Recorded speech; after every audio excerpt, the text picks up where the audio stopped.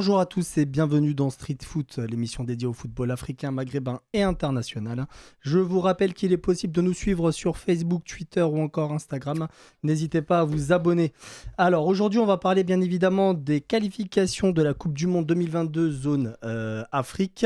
Des surprises, beaucoup de choses à dire. Je serai dans un premier temps avec deux chroniqueurs. Le spécialiste du football tunisien Raïd, bonjour. Bonjour Anis, bonjour tout le monde. Et notre agent de footballeur professionnel, Tarek. Bonjour Tarek. Salut à tous, ravi de vous revoir mes amis. Donc, de même. Alors, beaucoup de choses à dire. On connaît enfin nos 5 qualifiés pour la zone Afrique. Des surprises. Et puis, surtout... Des déceptions. Des grandes déceptions. Grandes déceptions. On va commencer par le Ghana-Nigeria. Ghana-Nigeria, tout le monde voyait le Nigeria se qualifier. Le Nigeria qui avait fait une très forte impression à la Coupe d'Afrique des Nations, qui s'est fait éliminer, rappelons-le, par la Tunisie 1-0. C'était une surprise de voir le Nigeria sortir. Tout le monde les voyait aller loin. Donc, ce match qui s'est terminé par 2 nuls, mais un match nul positif pour le Ghana. À Abuja pour le Ghana. Un but partout. Qu'est-ce qu'on a pensé, Raïd, de ce match? Grosse surprise, déjà. Voir le Nigeria se faire éliminer par cette équipe du Ghana qui a montré des choses très inquiétantes à la Coupe d'Afrique. Faut pas oublier que le Ghana, si je dis pas de bêtises, avait perdu contre les Comores la dernière journée, phase de groupe. C'est une équipe quand même qui arrivait avec aucune indication. Je pense même pas que les joueurs eux-mêmes y croyaient à cette qualification. Comme on a pu le voir, c'est des matchs, pour les 5 matchs, on a vu que ça ne se jouait pas. C'était vraiment un véritable jeu d'échecs là, où voilà, l'objectif vraiment c'était de se qualifier coûte que coûte. Le Ghana a piégé le Nigeria, clairement. L'objectif était de ne pas prendre de but à domicile, donc à Accra. C'est ce qu'ils ont fait.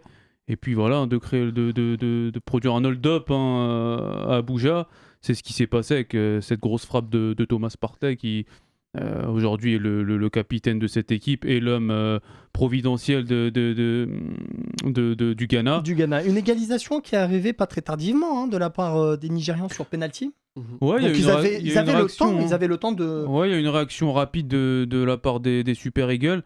Notamment avec un penalty sifflé qui pouvait aussi se discuter, donc on reviendra aussi sur ces histoires d'arbitrage, arbitré d'ailleurs par un Tunisien qui a été bon dans l'ensemble. Mais c'est vrai que les Nigériens ils ont bien réagi, donc on a vraiment pensé que ça allait leur mettre un coup de massue. Ils ont bien réagi, mais les Ghanéens aussi, malgré cette égalisation, ils ont réussi à rester lucides, à garder la tête froide pour créer vraiment un exploit, parce que clairement, au vu du niveau du Ghana ces dernières semaines, parce qu'il ne faut pas oublier aussi que durant les phases qualificatives, il y a eu aussi une histoire avec l'Afrique du Sud. Où, le Ghana qui s'en est sorti avec 1 point d'avance sur l'Afrique du Sud. Oui, avec aussi des histoires d'arbitrage durant la dernière journée, avec un penalty imaginaire, il faut le dire. Donc le Ghana aujourd'hui revient des ténèbres, on va dire ça comme ça. Et c'est surprenant, je trouve, parce que le Ghana, c'est pas le grand Ghana qu'on a connu il y a... C'est un Ghana qui est en bout de course, effectivement, avec les frères Ayou qui sont toujours là, Partey au milieu de terrain. Boateng qui devrait rejoindre normalement, comme il a l'habitude, qu'à la Coupe du Monde, faire ses 3 matchs de Coupe du Monde et rentrer chez lui. Après, le Nigeria, ça fait 2 fois qu'on les met favoris, notamment lors de la dernière CAN. Ils ont été sortis par la Tunisie avec un très beau but de Youssef Sekni. Et au final, ils n'y arrivent pas. Donc, il manque quelque chose quand même dans cette équipe de Nigeria. Et j'en avais parlé déjà au départ. C'est aussi un petit peu organisationnel, c'est structurel. C'est surtout aussi par rapport à la fédération où c'est un bordel, où ils ont viré l'entraîneur français Gernot Rohr. Oui, et depuis, c'est le flou artistique en fait au sein du Nigeria. Et c'est pas étonnant qu'aujourd'hui, ils se sont fait éliminer hier plutôt. Ils se sont fait éliminer par un Ghana très moyen. Parce que c'est vraiment très moyen.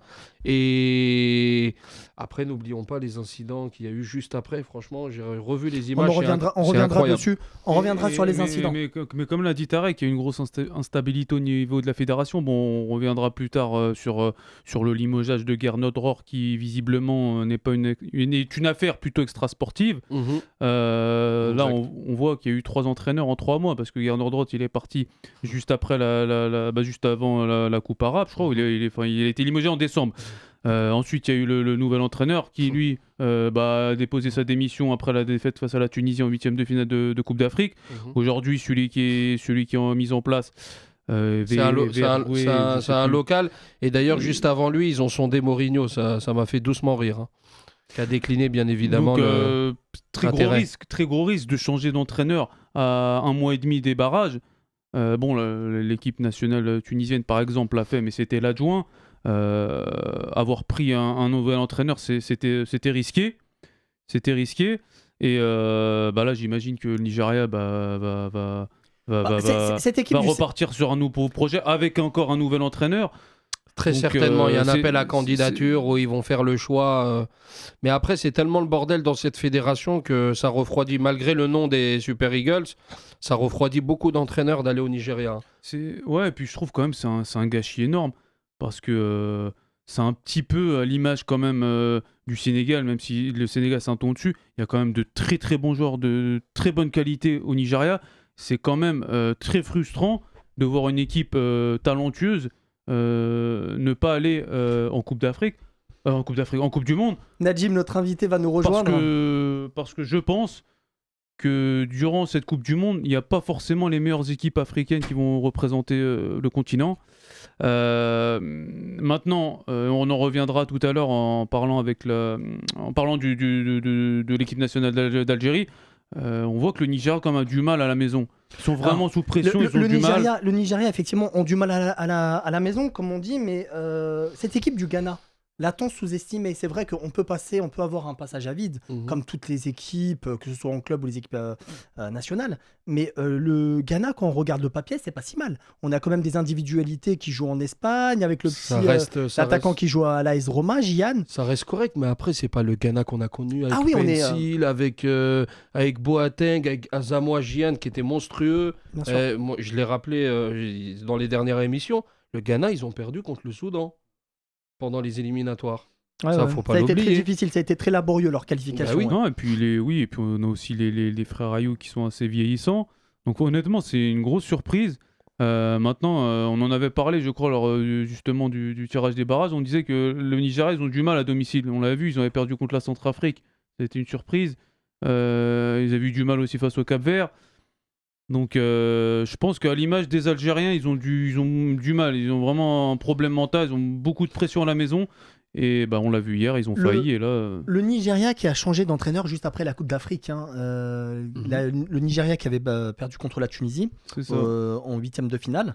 Donc cette énorme surprise. Et puis l'entraîneur qui est parti de lui-même, c'est ça, Raïd? C'est ça, l'entraîneur qui après l'échec de la Coupe d'Afrique, parce que clairement on voyait le Nigeria aller jusqu'au bout, quand on voyait la qualité de jeu de cette équipe durant le premier tour.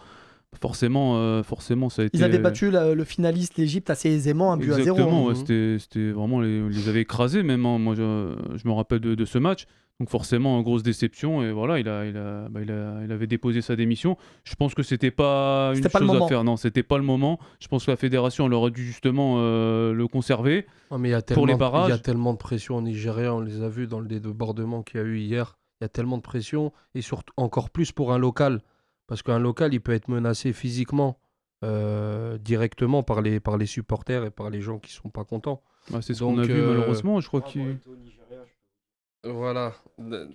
Au niveau de la pression, Najim, c'est ça? Il peut en parler, Najim. Lambda, déjà, on sent que c'est une mégalopole qui est surpeuplée. Le taux de criminalité est super élevé. Moi perso, j'étais pas serein là-bas, alors j'imagine pas les joueurs. Alors ça peut expliquer ce qui s'est passé.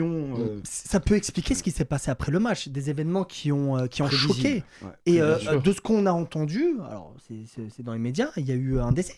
Oui, il y a eu un décès dans Zambien un membre de la CAF. Mais j'ai entendu que c'était une crise cardiaque. Et ça a à voir avec. Alors, Parce que non. Moi, d'après les informations que j'ai vues, d'accord. apparemment, il a été lynché. J'ai hein, pas eu en la plein même sur le info. terrain. Moi, j'ai eu une info qu'il a eu une crise cardiaque. Donc à vérifier. Après, en C'est Afrique, c'est comme Ebossé à la JSK, on c'est sait ça. pas vraiment ce qui s'est oui, passé. voilà, donc, on camoufle la vraie histoire. On Alors là, verra. c'est un gros problème parce que si réellement il y a eu un décès Grosse causé à cause de, grosse sanction de à cet venir. événement, c'est plus une grosse sanction. Là, voilà, là on va. Possible qu'il y ait une suspension pendant Mais bien X sûr, années. c'est une suspension. là. Pendant X années pour les prochaines compétitions. C'est une Ça, compétition ça, FIFA. ouais, Ce ce sera serait à la dommage. FIFA Et sachant qu'en plus, comme il disait Raïd, c'est quelqu'un qui fait partie de l'organisme indirect de la FIFA parce qu'il est attaché à la CAF. Donc je pense que la CAF, à travers la FIFA, va prononcer des sanctions. Il c'est faut sûr pas et oublier certain. aussi que le Nigeria, Parce que c'est un officiel. si je dis pas de bêtises, c'était en 1994 qui avait été suspendu aussi pour la CAF, alors je ne sais plus pour quelle affaire, mais qui n'avait pas eu le droit de participer à la Coupe d'Afrique. Donc ça pourrait se répéter pour le En Nigeria. 1994, après leur sacre. Après leur sacre. Ils sont Le mis- sacre, Bah, il y a Coupe pas eu de d'a- sacre. Ah, ils ont- 92 c'était la Côte d'Ivoire, 94 c'était C'est le Nigeria c'était qui gagne Nigeria. contre la Alors c'était Zambie. en 96. 96. C'est le 96. C'est le 96 où le Nigeria avait été suspendu. Donc là, à mon avis, ça va sûrement se répéter s'il y a une vraie enquête. Déjà, ne Et... serait-ce que pour l'envahissement de terrain, déjà, il y aura sanction. Mais Au-delà bien de la sûr. mort, au-delà C'est de la sûr. mort du pauvre. Mais bien sûr, là c'est une Bah, compétition. ça montre aussi qu'il y a énormément d'insécurité, énormément d'ingérence dans les pays encore africains. Alors jusqu'à quand ce problème d'ingérence en Afrique? On est en 2022, on tourne tout le temps autour des mêmes problèmes. On reviendra sur ce qui s'est passé entre le Cameroun et l'Algérie avec un problème de lumière, où il y avait plus de lumière pendant au moins 15-20 minutes. Là, on a ce problème d'envahissement de terrain. À Blida, il y a eu aussi quelques casses. Il y a eu un peu de casse à Blida. Après, un envahissement de terrain, c'est difficilement contrôlable. Une fois qu'il y a une dizaine de supporters qui rentrent sur le terrain, c'est un effet de, Après, c'est un il y a- effet il y a- de masse, il y a- tout le ouais. monde rentre. Il y a- C'est il y a- compliqué. il y a- Par ouais. contre, ces histoires, pour revenir, ces histoires du stade Japoma, les lampadaires qui déconnent, ça c'est n'importe quoi. Surtout sur des installations qui sont soi-disant toutes fraîches. Non, mais bon, après, ça, c'est les petites Et entourloups après, qu'on Eto'o, il connaît nous en raconte Afrique. que c'était la meilleure canne de toute l'histoire. C'est vraiment du grand Bon, n'importe après, quoi. c'est un peu normal qu'il défende sa canne. Non, Il faut mais à un rester moment lucide. donné, il faut rester lucide. Faut T'es rester d'accord lucide, avec tout à moi fait. Il faut rester lucide. Eto'o est parti, va au Qatar pour gagner la coupe, d'après Oui. ses dires. Donc, Et au Qatar, il verra ce que c'est une vraie organisation, Oui, justement. on reviendra sur le Cameroun après. Oui. Maintenant, vaut mieux un président qui dit ça que. Oui, bien sûr. Après, il qui défend va se cacher derrière. Exactement. Voilà, moi. Il défend sa boutique, c'est Cameroun, normal. voilà. On a vu des vidéos de Eto'o descendre aller voir les joueurs avant le match, les S'entraîner motiver, même, s'entraîner avant. aussi. On Ouais, c'est reviendra vrai. dessus C'est un après. vrai président de fédération. Bah après, on va dire qu'il est aussi proche de cette génération. C'est un Il a président joué qui est avec assez jeune, Aboubacar. qui vient de finir il y a joué pas avec longtemps. Boubacar. Donc voilà, forcément, il est investi dans son métier. Bon, on en reviendra. On reviendra tout tout à l'heure dessus. Donc le Ghana-Nigeria, très rapidement, bon, on est tous unanimes à dire que c'était une surprise. Grosse surprise. Bah, c'est une surprise et ce qui pose problème, et c'est pas que pour le Ghana, hein, c'est mon avis, c'est qu'aujourd'hui, je pense que l'Afrique ne va pas forcément être représentée par les meilleures équipes. Honnêtement, je vois pas le Ghana faire quelque chose en Coupe du Monde. Quand je vois ce qu'ils ont fait à la Coupe d'Afrique, tu perds contre les Comores, tu t'attends à faire quoi en fait en Coupe du Monde? Il y a eu un changement entre la Coupe d'Afrique. Bon, c'est vrai que la Coupe Bah, d'Afrique c'était je sur suis 3 pas matchs. d'accord. Il y a je eu un pense pas changement entre les deux matchs contre le Non, Nigeria. parce Ils ne que, perdent non pas, parce que je pense que le Ghana, justement, aujourd'hui, ils sont arrivés à jouer contre nature. C'est-à-dire qu'aujourd'hui, on bloque. On joue pas. Le Ghana, ça n'a jamais été une équipe qui reste à 10 derrière. C'est une Non, équipe qui attaque, qui joue comme le Nigeria. Bien sûr. Sauf que là, ils ont réussi à jouer à contre nature. Et c'est ce qu'ils ont piégé les Nigérians. Parce que les Nigérians, ils savent pas jouer Ils comme ça. s'attendaient pas à ça, Ils jouent à peut-être. l'attaque. Ils s'attendaient pas à Bon, ça. on l'a vu Exactement. contre la Tunisie. La à la Tunisie, CAN. On l'a vu exactement. contre la Ce que Tunisie. j'allais dire. Et le Ghana, ils se sont justement, à mon avis, inspirés Inspirés, du ouais. match de la Tunisie en fait face au Niger en 8e. Certainement, ouais. Et à mon avis, le Ghana, De je toute les vois façon, pas, à la deuxième mi-temps, ils l'ont passé dans leurs 18 mètres, les Ghanéens. Ils sortaient très rarement avec le ballon. Après, ils ont de la chance d'avoir des joueurs peut-être qui ont la qualité pour garder un tout petit peu le ballon. Mais le Ghana a fait ce qu'il fallait. Ils se sont qualifiés. Les deux équipes ont de l'expérience. Mais c'est clair que sur la forme du moment, c'est peut-être pas le Ghana qui doit passer sur les derniers matchs, sur ce qu'ils ont pu montrer au cours de leurs dernières prestations. Tout le monde voyait le Nigeria, même en termes d'effectifs, comme vous l'avez dit tout à l'heure, il y a un vide générationnel, je pense, au Ghana. Et ouais, le Nigeria, c'est Osimhen, c'est Moses qui est en pleine bourre à Nantes. Bien sûr. C'est Iheanacho de Leicester, c'est une superbe équipe. Non, ils ont des- Ils ont surpris tout le monde, quoi, le Ghana. Ils ont surpris tout le monde. Après, les barras, c'est comme une finale. Quand tu dis une finale, ça se joue pas, ça se gagne. Les barras, c'est pareil. C'est une Et finale. je pense que les Ghanéens, ils sont venus pour, on va dire, pour pourrir le match, parce qu'ils savaient très bien que je pense que en jouant, ils auraient aucune chance. Donc voilà, ils ont très bien, ils ont joué tactiquement et ça a réussi. Ça a réussi en tout cas, qualification du Ghana, donc ce fut une surprise. Ce fut une surprise, personne ne voyait le Ghana se qualifier. On va passer au deuxième match. Et pas des moindres, Sénégal-Égypte. Alors c'est peut-être le match qui a fait le plus parler avec Algérie-Cameroun lors C'était de le ces plus grand barrages. choc, je pense. C'était le plus grand choc, surtout qu'on sortait d'une finale de la Coupe finale. d'Afrique des Nations, remportée par le Sénégal au pénalty. On va pas refaire Encore une fois. encore une fois. Enfin, encore une fois pour. Pour le Sénégal. Ah, pour le Sénégal. Bah oui. Bon, en tout cas, c'était leur première CAN. Le Sénégal-Égypte, vous l'avez vu comment? Alors, on va commencer par le match aller. Un match qui s'est joué au Caire, devant tout le public. Un but à ouais. 0, but de Mohamed Salah. Raïd. Ouais, un match comme d'habitude avec l'Égypte, très tactique, et voilà, ça a piqué une fois. Je pense que l'erreur de l'Égypte durant ce match, ça a été justement de se contenter du 1-0. Je pense qu'ils auraient dû plus pousser, parce que je pense qu'avec un 2-0, ils auraient peut-être eu plus de chances hier de se qualifier. Ils se sont contentés du 1-0, mais peut-être qu'ils avaient tout simplement pas la force de mettre le deuxième. Moi, j'étais le premier à dire que le vainqueur de la CAN n'allait pas disputer la Coupe du Monde. Moi, je me suis trompé. Visiblement, le Sénégal est quand même au-dessus de l'Égypte. Après, il faut aussi ajouter que l'Égypte a eu beaucoup de forfaits pour ce match. Notamment... Alors, au-dessus, c'est peut-être un grand mot, parce que les Égyptiens en match aller ont quand même fait un match solide. Et puis l'Égypte, surtout au Sénégal, n'ont pas joué. Ils n'ont pas joué, les Égyptiens. Ils attendaient derrière. Mais ils jouent plus trop, quand tu regardes L'Égypte l'Égypte ces derniers temps. L'Égypte a fait de l'Égypte, pour moi. Et moi, je m'attendais. Et j'ai été surpris au match retour. Bon, après, les Sénégalais ont bien joué. Ils ont mis la pression dès le début du match. Dès le début, ils ont marqué. Et j'ai pas reconnu l'équipe égyptienne. Pour moi, l'équipe égyptienne, c'est une équipe qui sait gérer ces moments-là, qui sait faire le dos rond. Et les 15 premières minutes, l'équipe a été complètement dépassée. Et c'est ce qui a fait la force du Sénégal. Et je pense que même l'Égypte ne s'attendait pas à une telle furie d'entrée de match. Et bon, ils ont été pris à leur propre piège, je pense. Najim, c'est peut-être aussi la même chose que ce qui s'est passé au Caire. L'Égypte a marqué très tôt dans le match. Bon, ça s'est terminé par 1-0. C'est pour ça que enfin voilà, ce sont deux équipes qui se rapprochent en termes de niveau, chacun son jeu, bien évidemment. Et ça s'est terminé au pénalty à la loterie, comme ça a été la finale de la CAN. Et aujourd'hui, pareil, le gagnant, il aurait pu être l'Égypte. Et aujourd'hui, ça a été le Sénégal par 2 fois. Et puis, Après, je pense que le Sénégal, quand même, a une sacrée génération. Je pense que ça aurait été vraiment très frustrant pour eux de rater cette Coupe du Monde. Parce que là, le Sénégal a vraiment une équipe qui peut aller peut-être en quart de finale, rééditer l'exploit de 2002. Pour les Égyptiens, je pense que le match retour, déjà, quand tu vois que l'arrière droit, Abdelmonem, qui a fait une excellente Coupe d'Afrique, qui était sûrement le meilleur Égyptien de la Coupe d'Afrique, il était absent. Le match aller, il s'était fait casser le nez, donc il a été absent. Leur défenseur central, Winch du Zamalek, absent aussi pour suspension. Dès le début du match, ils ont 2 blessés, 2 remplaçants au bout de 20 minutes. C'est compliqué quand même. La question aussi, c'est Zizou qui n'est pas titulaire, qui est le joker de Kéros. On ne sait pas pourquoi. Zizou, parce qu'à chaque fois qu'il rentre, on sent le danger. Et après, sur le match retour, je ne sais pas si vous êtes d'accord avec moi, mais il était un peu affaibli, Mohamed Salah. J'ai l'impression qu'il était blessé un petit peu. Parce qu'il courait, on a l'impression qu'il courait soit avec le frein à main, soit sur une jambe. Après, honnêtement, je pense que les Égyptiens, là on parle.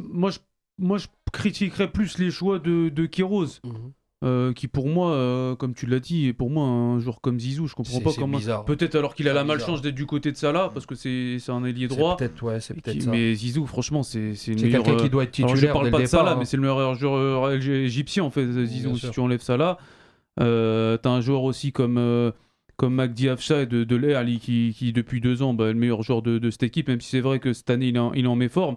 Mais c'est des joueurs normalement que tu devrais retrouver titulaire, et que offensivement, c'est un peu aussi à l'image de la Tunisie, c'est pas très intéressant à voir en fait. Le problème pour Salah, en fait, je pense qu'il est un petit peu seul dans ce collectif, et il est pas mis dans les mêmes dispositions qu'à Liverpool. Liverpool, il a un gros collectif qui travaille pour lui, il a des joueurs ultra talentueux autour. Bon, l'Égypte, c'est plus, pour moi, c'est plus une équipe de charbonneurs, quoi. Ça va au charbon, à la bagarre, et c'est peut-être pas les meilleurs. En parlant de ça, c'est vrai que c'est revenu très souvent, l'Égypte qui simulait peut-être un peu trop selon... Après, oui, c'est pour ça que je disais tout à l'heure, l'Égypte a fait de l'Égypte. Hein. Quand on dit l'Égypte a fait de l'Égypte, Après, c'est un tout, c'est dans le jeu dur, dans le vice, et c'est ce qui a fait leur force aussi en Afrique pendant des années. Ouais, mais c'est ce qui les a pénalisés hier parce que il y a quand même 2 blessés dès les 30 premières minutes. Donc il y a eu des grosses fautes sur ces joueurs-là. L'arbitre n'a pas sorti de carton. Pourquoi ? Parce que voilà, forcément, les arbitres sont informés du comportement des Égyptiens, des entraîneurs qui râlent tout le temps, et qu'au final, ils ont été pénalisés par leur comportement de la CAN, de la dernière CAN, etc. Hier, je pense qu'ils ont été pris dans leur propre piège, en fait. Parce qu'au final, normalement, c'est pas normal de ne pas mettre de jaune sur les 2 Égyptiens qui sont blessés, qui sortent au bout de 30 minutes. Là, l'équipe est clairement pénalisée, et qu'avec 2 jaunes, ça peut changer le cours du match. Hein. Bon, est-ce que l'Égypte est passée à côté de son match à Dakar, sachant que ça a été quand même une équipe qui a joué avec un bloc bas durant très longtemps. Les occasions égyptiennes ne dépassaient pas 3 ou 4. Je pense justement que c'est pour. Tu disais, c'est toi qui disais qu'ils devaient peut-être pas se contenter du 1-0, mais je pense que c'était ce qu'ils voulaient, 1-0, et venir à Dakar pour verrouiller, bétonner. Sauf 1-0 face à une attaque composée de Mané. Justement, je suis pas d'accord, justement, parce qu'à la CAN, on a vu, pour moi, le Sénégal n'est pas une équipe impressionnante malgré l'effectif sur le papier. Je suis d'accord. On a vu pendant la CAN, ils ont galéré contre le Cap-Vert. Mais ils ont galéré au premier tour. Contre le Zimbabwe, déjà au premier tour. Non, ils ont le premier match, il me semble qu'ils marquent dans les arrêts de jeu par Sadio Mané. Ouais. Donc je pense que la tactique de Queiroz était logique. C'est pas une équipe qui est super flamboyante malgré les individualités offensives. Et il s'est dit qu'il y avait peut-être moyen de contenir le 0-0. Sauf que l'erreur de l'Égypte, c'est pas le mauvais match, c'est d'être mal entré dans le match. Nadim, d'accord, ok pour ça, mais quand on a une équipe qui a certains talents, on a une équipe qui sait jouer au ballon. L'Égypte, c'est une cette équipe, il y a des très bons joueurs techniquement. Ils auraient pu essayer d'en mettre au moins un. Mais pour répondre à ta question, oui, ils sont passés à côté du match. Sinon, ils seraient à la Coupe du Monde aujourd'hui. On n'a pas vu un Égypte qui était dangereux.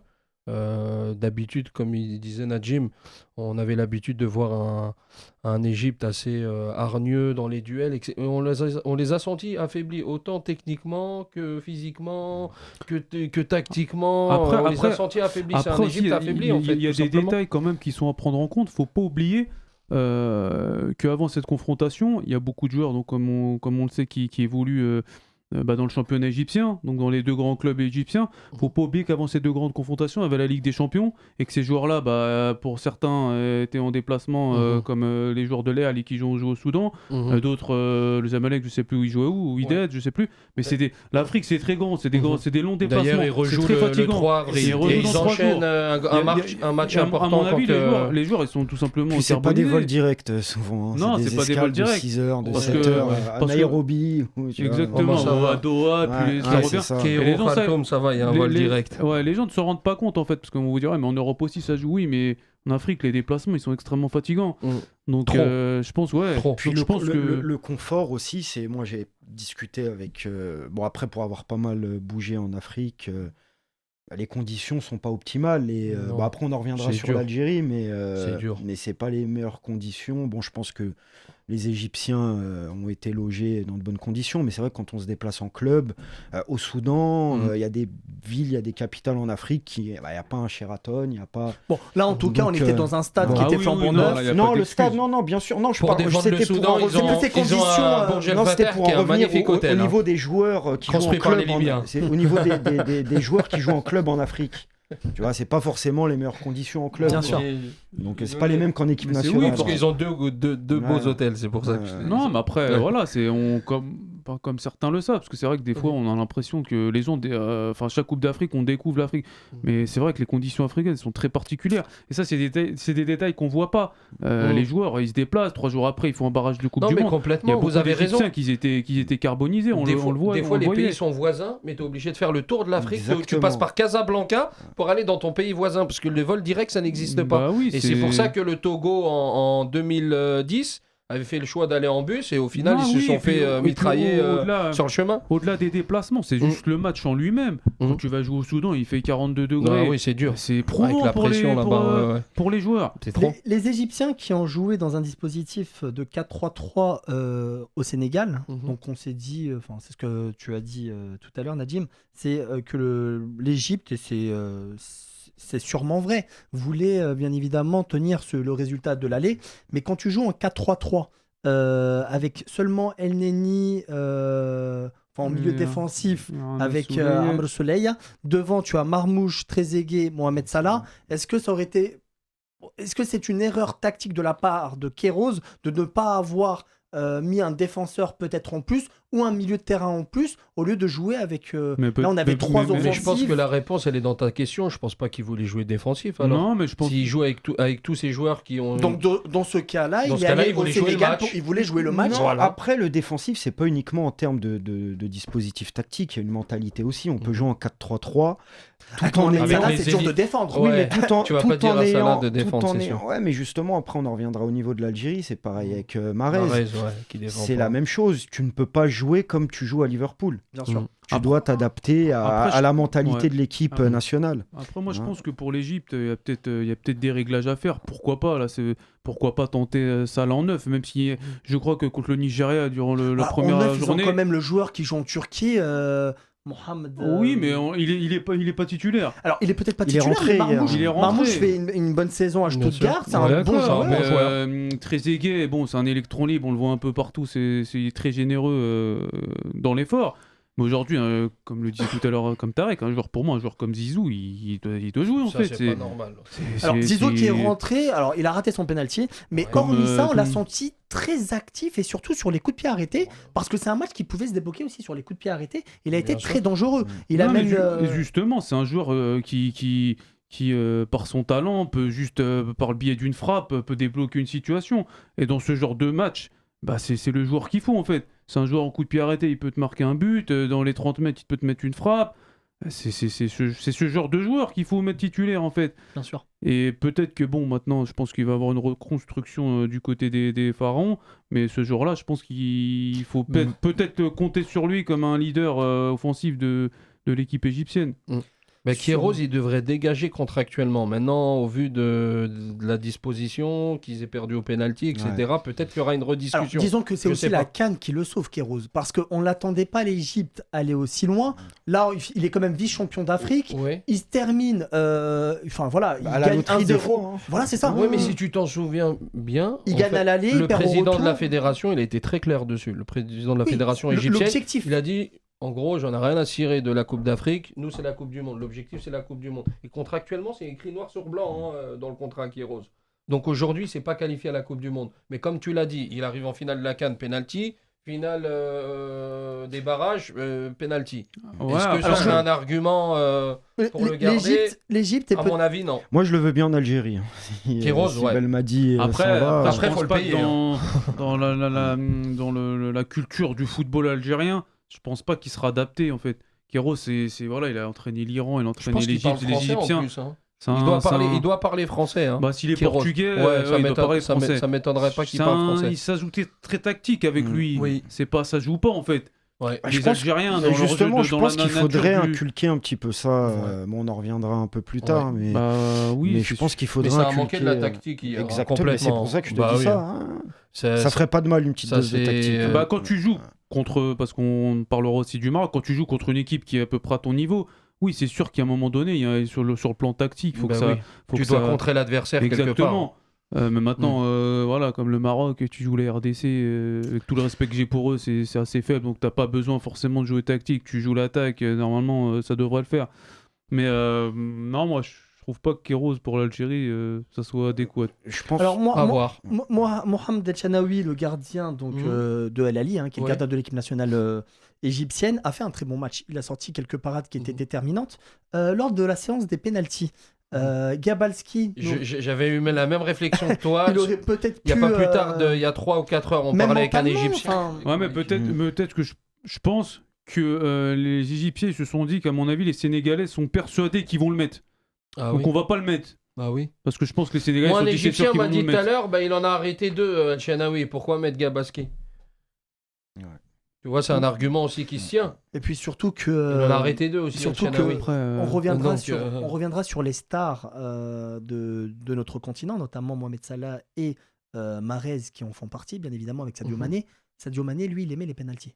Il aimait. Exactement. Il aimait. Mahrez, on l'attendait hier. C'était peut-être, on reviendra tout à l'heure. Et pas qu'hier. Et pas qu'hier. Ça Depuis fait un moment quelques qu'on temps. l'attend. Hein. Voilà. Depuis son coup franc contre le Nigeria, on Parce que l'attend. c'est bien beau de laisser des vidéos sur Instagram et Bah dire oui. qu'il va arriver à revenir en force, mais On en sinon- a des choses à dire. voilà. Et pour Mohamed Salah, parce que là on parle de l'Égypte, Mohamed Salah, Bah, il c'est a pas le pris- Mohamed Salah de il a Liverpool. pris hein. ses responsabilités parce qu'à la finale de la CAN, il me semble qu'il tire, mais il tire pas puisqu'il attendait de tirer en Il dernier. attendait de tirer. oui, il attendait de il tirer. Il attendait de en tirer, dernier. bah là il a voulu passer en premier. Bah C'est après, raté. je sais pas si c'est lui, je pense que c'est le staff qui se sont dit bon, on va les surprendre, on va le mettre en Oui. premier. Non, on s'attend pas. Moi je pense qu'il a dû Sénégalais. être critiqué en Égypte. Je sais pas, j'ai pas suivi après ce qui possible. s'est dit en Mais Égypte. pour moi, Mais moi, la première chose à laquelle j'ai pensé à la fin de la séance de tir au but pendant la CAN, c'est mais comment ça là? Surtout que c'est pas un effectif avec des joueurs avec énormément d'expérience.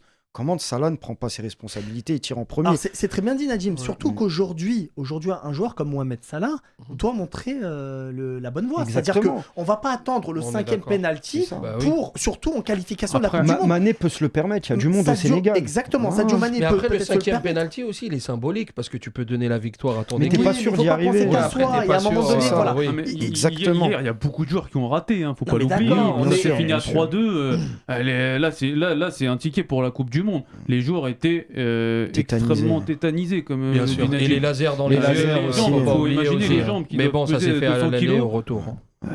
C'était impressionnant de voir les joueurs. Mais même nous, on avait la pression en regardant tirs quand au même. but On en avait un juillet. peu de pression quand même à leur place. Puis Alors, c'était eux, une nouvelle j'imagine- ambiance au Sénégal, un nouveau Ah oui, stade. nouveau stade, c'est du monde, hein. Sur ça, il n'y a En pas tout cas, d'excuse. en tout cas, bravo pour le stade et puis Ouais, ce magnifique qui est stade. autour, parce que c'est un très beau stade. Et Mais puis, bravo Lyon de bon, la on ne sait pas Teranga. ce qui aurait pu se passer si le Sénégal avait été En tout éliminé. cas, mais, En tout cas, je pense que on critique souvent les équipes qui ne jouent pas, tout simplement. Là, au moins, il y a l'équipe qui a joué, le Sénégal. Dès les premières ils ont envie. secondes. Voilà, même le Surtout match qu'ils aller, ont mérité un petit peu. ils le méritent, en fait. Le Par Sénégal, il rapport au mérite carton clairement. jaune qu'ils se sont pris à cause d'un carton jaune en plus, ils n'ont pas pu aller en Coupe du Monde. Je sais Oui, ça plus c'était en quelle Tarek, année. c'était en deux 2018 choses. Oui. avec le Japon. Tarek, deux choses. Le Oui. Sénégal, y a-t-il eu une amélioration de leur jeu depuis quelques temps? Ça, c'est la première chose. Et la deuxième chose, le fait de jeu par rapport au laser, tu en parlais. Ouais. On a vu que l'Égypte avait posé un recours à la FIFA par rapport Oui. à cela. Alors, sur l'amélioration du jeu, non. Je pense que moi et Najim, on partage la. Ils ont une grosse équipe, mais une grosse équipe, ça ne veut pas dire que la mayonnaise, elle prend. Après, c'est pas catastrophique non plus. Mais le Sadio Mané, excuse-moi, de Liverpool, même si c'est pas les mêmes conditions, c'est pas le Sadio Mané qu'on retrouve en Afrique qui va tout droit, qui passe 4 joueurs et qui marque sur un. Il y a quand même une différence entre le Sénégal des phases de groupe et le Sénégal qu'on a vu hier, qui était beaucoup Oui, plus bien sûr. entreprenant Il et qui est- passe. Enfin, Il on a est vu des meilleur, phases de hein. jeu. Il est sûr. meilleur aujourd'hui que celui de la CAN au premier tour, Voilà. par exemple, si c'est ça ta question. Deuxièmement, sur les lasers, parce que beaucoup ont critiqué ça, et moi j'ai vérifié un petit peu dans les articles, l'article 5, justement, qui fait que l'arbitre, il peut stopper une rencontre s'il y a des faits extérieurs. Donc les lasers, ça peut compter, mais si l'arbitre ne compte pas arrêter le match, c'est lui qui reste C'est le déjà décideur. arrivé, il me semble, hein, que le speaker fasse appel Oui, bien à sûr. l'arrêt de l'utilisation des lasers. Mais là, c'était pas généralement, on a l'habitude, on va avoir un laser, C'est deux ça. lasers. Mais là, on a l'impression que Oui, tout le stade mais- était. L'entraîneur était. Kéros était visé par un laser. Mais Tout le après, stade Moi, était je suis d'accord équipé de avec laser. toi, mais je me suis renseigné après, comme on le disait avant l'émission, c'est qu'au match aller, c'était les Égyptiens qui ont commencé C'est avec vrai. les lasers, mais C'est pas vrai. la même fréquence. Ouais. Après, les Sénégalais, c'est normal. Mais Ils ont dit, après, ils font du laser, ben nous, on Tout va le en monde faire. était en Ouais, acheté. puis C'était après- une boîte de nuit, hein, c'était plus des lasers. Ouais, Bien chacun sûr. a ses petites filouteries, en fait. voilà. C'est le charme de l'Afrique. C'est voilà, Ouais, c'est chacun- ça. sûr. Après, l'arbitre, il aurait pu prendre ses responsabilités en disant, bon, on stoppe 5 minutes, comme ça, il calme tout le monde, et après, il reprend la partie. Pour terminer sur la plainte de la fédération égyptienne, on sait très bien, ça va mener peut-être à une suspension de l'arbitre, même définitive. Une Euh, suspension on- de stade. Mais le Sénégal je pense- est je qualifié, pense plus ils vont en temporaire, Coupe du hein. Monde, le match est terminé. Je- On a eu Tunisie-Guinée équatoriale, je reviens, on reparlera de la Tunisie. En 2015. Un vol aux yeux du monde.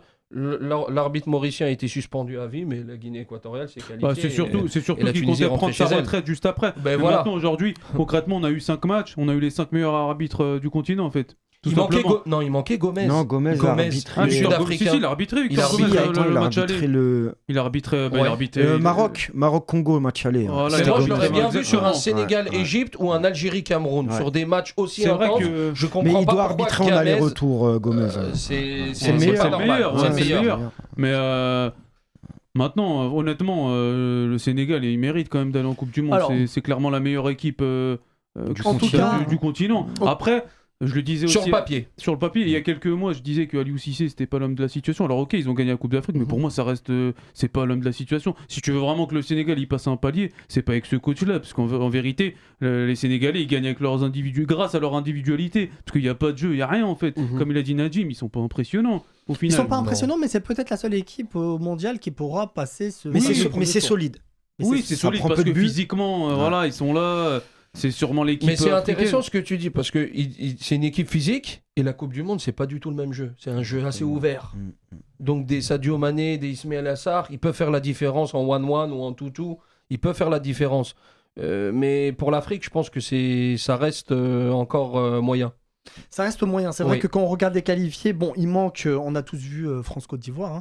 Mhm. La Côte d'Ivoire qui a fait Qui a une brillé, plutôt bonne hein. impression. Bon, Mhm. après, ils ont perdu Parce qu'il y a un 3-0 jeu ouvert. contre l'Angleterre. Mais la Côte d'Ivoire qui. Voilà, c'est vraiment dommage quand on se dit que des joueurs comme Haller, Pépé ne vont pas faire la Coupe du Monde. Bah, Et ouais. c'est vrai que là, on n'a pas l'impression d'avoir les 5 meilleurs d'Afrique. Ah non, mais En clairement. tout cas, entre le Ghana qui Cameroun. se qualifie et le Cameroun, par exemple, ce sont deux équipes. Le Cameroun qui jouait chez Mhm. eux Ah, tu hein, peux- pour tu la peux- Coupe d'Afrique. tu peux mettre- Je rajouterais la Tunisie. Bien hein, sûr, faut la dire, Tunisie, non, faut pas être chauvin, faut C'est ce que dire. j'allais dire. La Honnêtement, Tunisie, voilà, c'est moche. on va pas- C'est moche à jouer, mais On n'a pas forcément- tactiquement, c'est rigoureux. C'est le Pareil, meilleur la élève. Tunisie fait de la Tunisie Voilà, aussi. La ouais. Tunisie fait la Tunisie. Mais honnêtement, Et c'est le meilleur élève au niveau tactique, au niveau solidité. Discipline, C'est c'est ça, incroyable. ouais. Moi, on en parlera quand ce sera le moment. On reviendra développera. dessus, effectivement. Oui. On reviendra dessus. Pour terminer un peu sur le Sénégal-Égypte, bon, le Sénégal qui se qualifie, le Sénégal qui, pour la plupart des spécialistes, est peut-être la seule équipe qui pourra passer ce... Après, on attend bien évidemment On le est tirage au sort vendredi, mais c'est peut-être la seule équipe qui peut aller en 8e, voire peut-être Ouais, un peu plus. on est Sur d'accord, le je papier, pense. c'est une très belle équipe. Maintenant, qu'est-ce qui manque au Sénégal aujourd'hui Mhm. pour Bah, c'est simple. prétendre à aller le plus loin Bah, possible? notre entraîneur, hein. C'est ça. Ouais. Après, un autre coach, vous pensez que ça peut révolutionner Ouais, du- Bah, bien ça, sûr. fait un bon moment qu'Aliou Moi, Cissé est je suis- critiqué au Sénégal. Najim, ouais. Ça fait un bon moment qu'il est critiqué au Sénégal. Bah, absence de fond de jeu, il n'y a pas vraiment de fond de jeu, il n'y a pas vraiment d'identité dans le jeu de l'équipe sénégalaise. Et c'est vrai qu'avec un effectif comme celui du Sénégal, normalement, c'est un bulldozer. C'est un bulldozer Bah oui. sur chaque match en Afrique. Mhm. Et ça gagne pas avec difficulté contre le Cap-Vert à 11 contre 9. Ça gagne pas le Zimbabwe. Zimbabwe, le premier Zimbabwe, match dans les arrêts de jeu. Penalty, ouais, dans les- Non, c'était c'est pas un penalty. possible. Penalty de Donc au Mané. bout d'un Ouais, c'est moment, ça va finir par se voir, je pense, quand on va Mhm. atteindre des niveaux un peu plus C'est ça le élevés, problème, c'est notamment qu'en la Coupe du Afrique, Monde. on n'a pas, au final, on a les pays africains, ils n'ont pas forcément l'occasion de jauger leur vrai niveau pendant 4 ans. Mm. Parce que c'est les matchs amicaux face à des Européens, ça se fait de plus en C'est plus rare. rarement. Oui. Donc au final, en fait, le vrai niveau, tu le vois tous les 4 ans quand tu arrives à la Coupe du Monde. Mm. Mais le problème aujourd'hui, c'est pas avec Aliou Cissé, honnêtement, que le Sénégal. Si, parce que vraiment, le Sénégal aujourd'hui, ils peuvent aspirer à aller jusqu'en quart de finale, par exemple. Mhm. Le Comme l'a Costa fait le Rica, il l'a Ghana fait. en 2000, Les États-Unis, 2010. ils l'ont fait, bien sûr. Ils peuvent le faire. Mhm. Ils peuvent le faire. Mais avec ce coach-là, honnêtement, j'ai des doutes. Moi, Alors, pour- c'est pas si facile. Enfin, Ouais. le Sénégal qui se retrouve quand même dans le chapeau 3 des tirages au sort de la Coupe du Monde. Donc, Ah, mais ils faudra auront- qu'on nous explique. Donc parce ils que auront un gros, voire ouais, deux gros, ou un peut-être. gros et demi. Ouais, un gros et demi. un Bah, gros et demi, après, voire deux gros. Après, pour revenir juste sur le coach, moi je suis pas d'accord. Je pense que oui, c'est vrai que Cissé il est limité tactiquement, etc. On peut lui trouver plein d'inconvénients, mais je trouve que c'est un bon meneur d'hommes parce que aussi il y a un peu sa carrière, même si c'est pas Fadiga ou El Hadji Diouf, c'est quand même quelqu'un qui a su quand même mener voilà, qui a ramené au barrage de la Coupe du Monde. Parce que s'il était vraiment catastrophique, il les aurait pas ramenés en finale malgré l'effectif. Voilà. Bah, Aliou Cissé, c'est Oui. aussi peut-être un peu, bon, peut-être moins bon tactiquement en tout cas que Belmadi. Oui. C'est un peu le grand frère. Bah, Ouais, c'est ça. j'allais faire ce Mais c'est ça. parallèle-là, et justement, j'allais faire ce parallèle, et c'est ce qui m'inquiète pour les Sénégalais, c'est que je pense que Belmadi après la CAN, il y a eu un arbre qui a caché la forêt, c'était la série d'invincibilité. Exactement. Qui a été On reviendra dessus. très laborieuse. Non, mais c'est justement pour faire le parallèle avec le Sénégal. Et j'ai peur que pour les Sénégalais, ces victoires justement à l'arraché, mais à la fin, tu as des résultats. Tu gagnes la CAN, tu te qualifies au mondial au pénalty. Que derrière, on prenne la grosse tête. Un jour, et même pas la grosse tête, c'est qu'un jour, tu sois confronté aux réalités face à des adversaires d'un vrai niveau. Et que la fraude, entre guillemets, soit exposée au grand jour. Après, le Sénégal, aujourd'hui, sur le papier, tous les joueurs jouent soit en première ligue, soit dans des top niveau. C'est du top niveau. C'est-à-dire, ils auront peut-être beaucoup plus de facilité à se mettre en avant face à des équipes. Bien sûr. Mais ça, c'est sûr. C'est pour ça que je te dis qu'il faut dissocier l'Afrique et la Coupe du Monde. L'Afrique est très rugueux, qui est très physique. Il en parlait, Loris, à la fin du match. Il a dit, je comprends pas comment ça se fait que le Côte d'Ivoire n'est pas allé en Coupe du Monde, mais parce qu'il connaît pas les réalités africaines. C'est tout. Va jouer à Ouagadougou, Loris. On va voir si ça reste Hugo Loris ou le goal de la foire du trône. On reçoit Fatal, spécialiste du football marocain. Bonsoir. Bonsoir. Bien. Félicitations. Merci, félicitations à tout le monde. Merci, on reviendra dessus. Sauf à moi. Ah merde.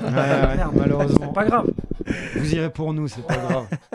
On reviendra dessus. On parlait du Sénégal-Égypte, Fatah. Ouais. Du Sénégal-Égypte, et on se disait que le Sénégal, intrinsèquement, les joueurs sénégalais ont peut-être c'est la meilleure équipe sur le papier zone Afrique, et qu'ils ont peut-être la possibilité d'aller loin lors de cette Coupe du Monde. En tout cas, c'est l'équipe sur laquelle on compte le plus. Bien sûr. Après, on se souvient à la Coupe du Monde dernière, n'eût été un carton jaune, ça aurait été eux qui seraient passés en 8e de finale, parce que on se souvient qu'ils étaient dans la même groupe. Ah bah voilà, super. Je reprends un peu ce qui était là.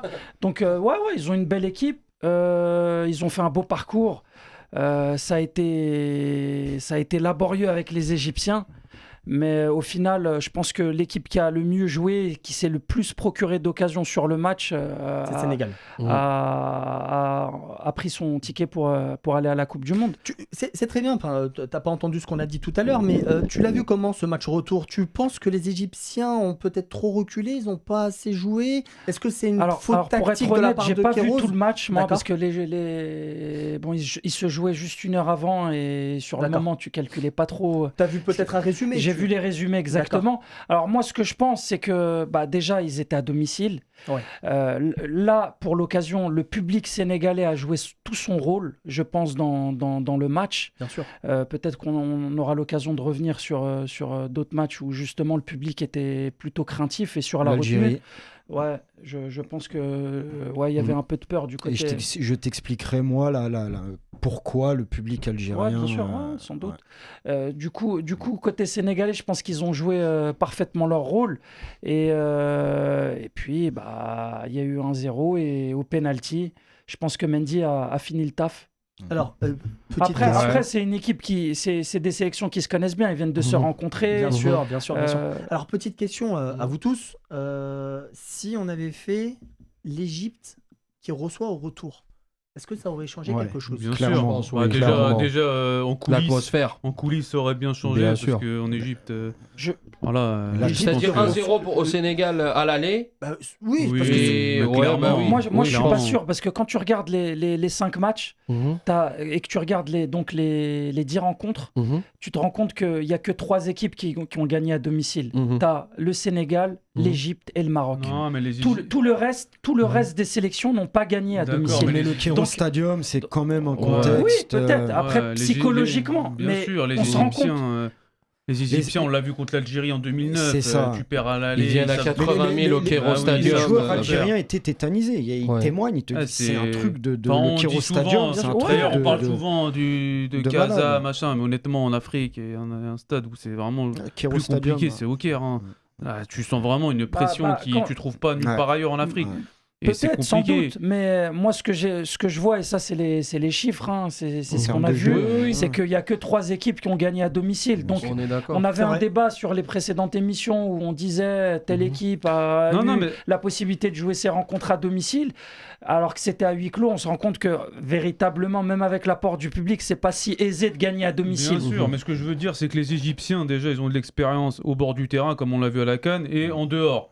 Et c'est pour ça que je te dis que les Égyptiens, si le retour aurait été chez eux, Je pense que ce serait pas le même scénario, mais vraiment loin de là. Je suis d'accord. Mais bon, on est toujours dans l'hypothèse, donc bravo aux Sénégalais. Bravo aux Sénégalais, leur Mm. qualification est méritée pour tout ce qu'ils ont fait récemment, pour la génération qu'ils ont.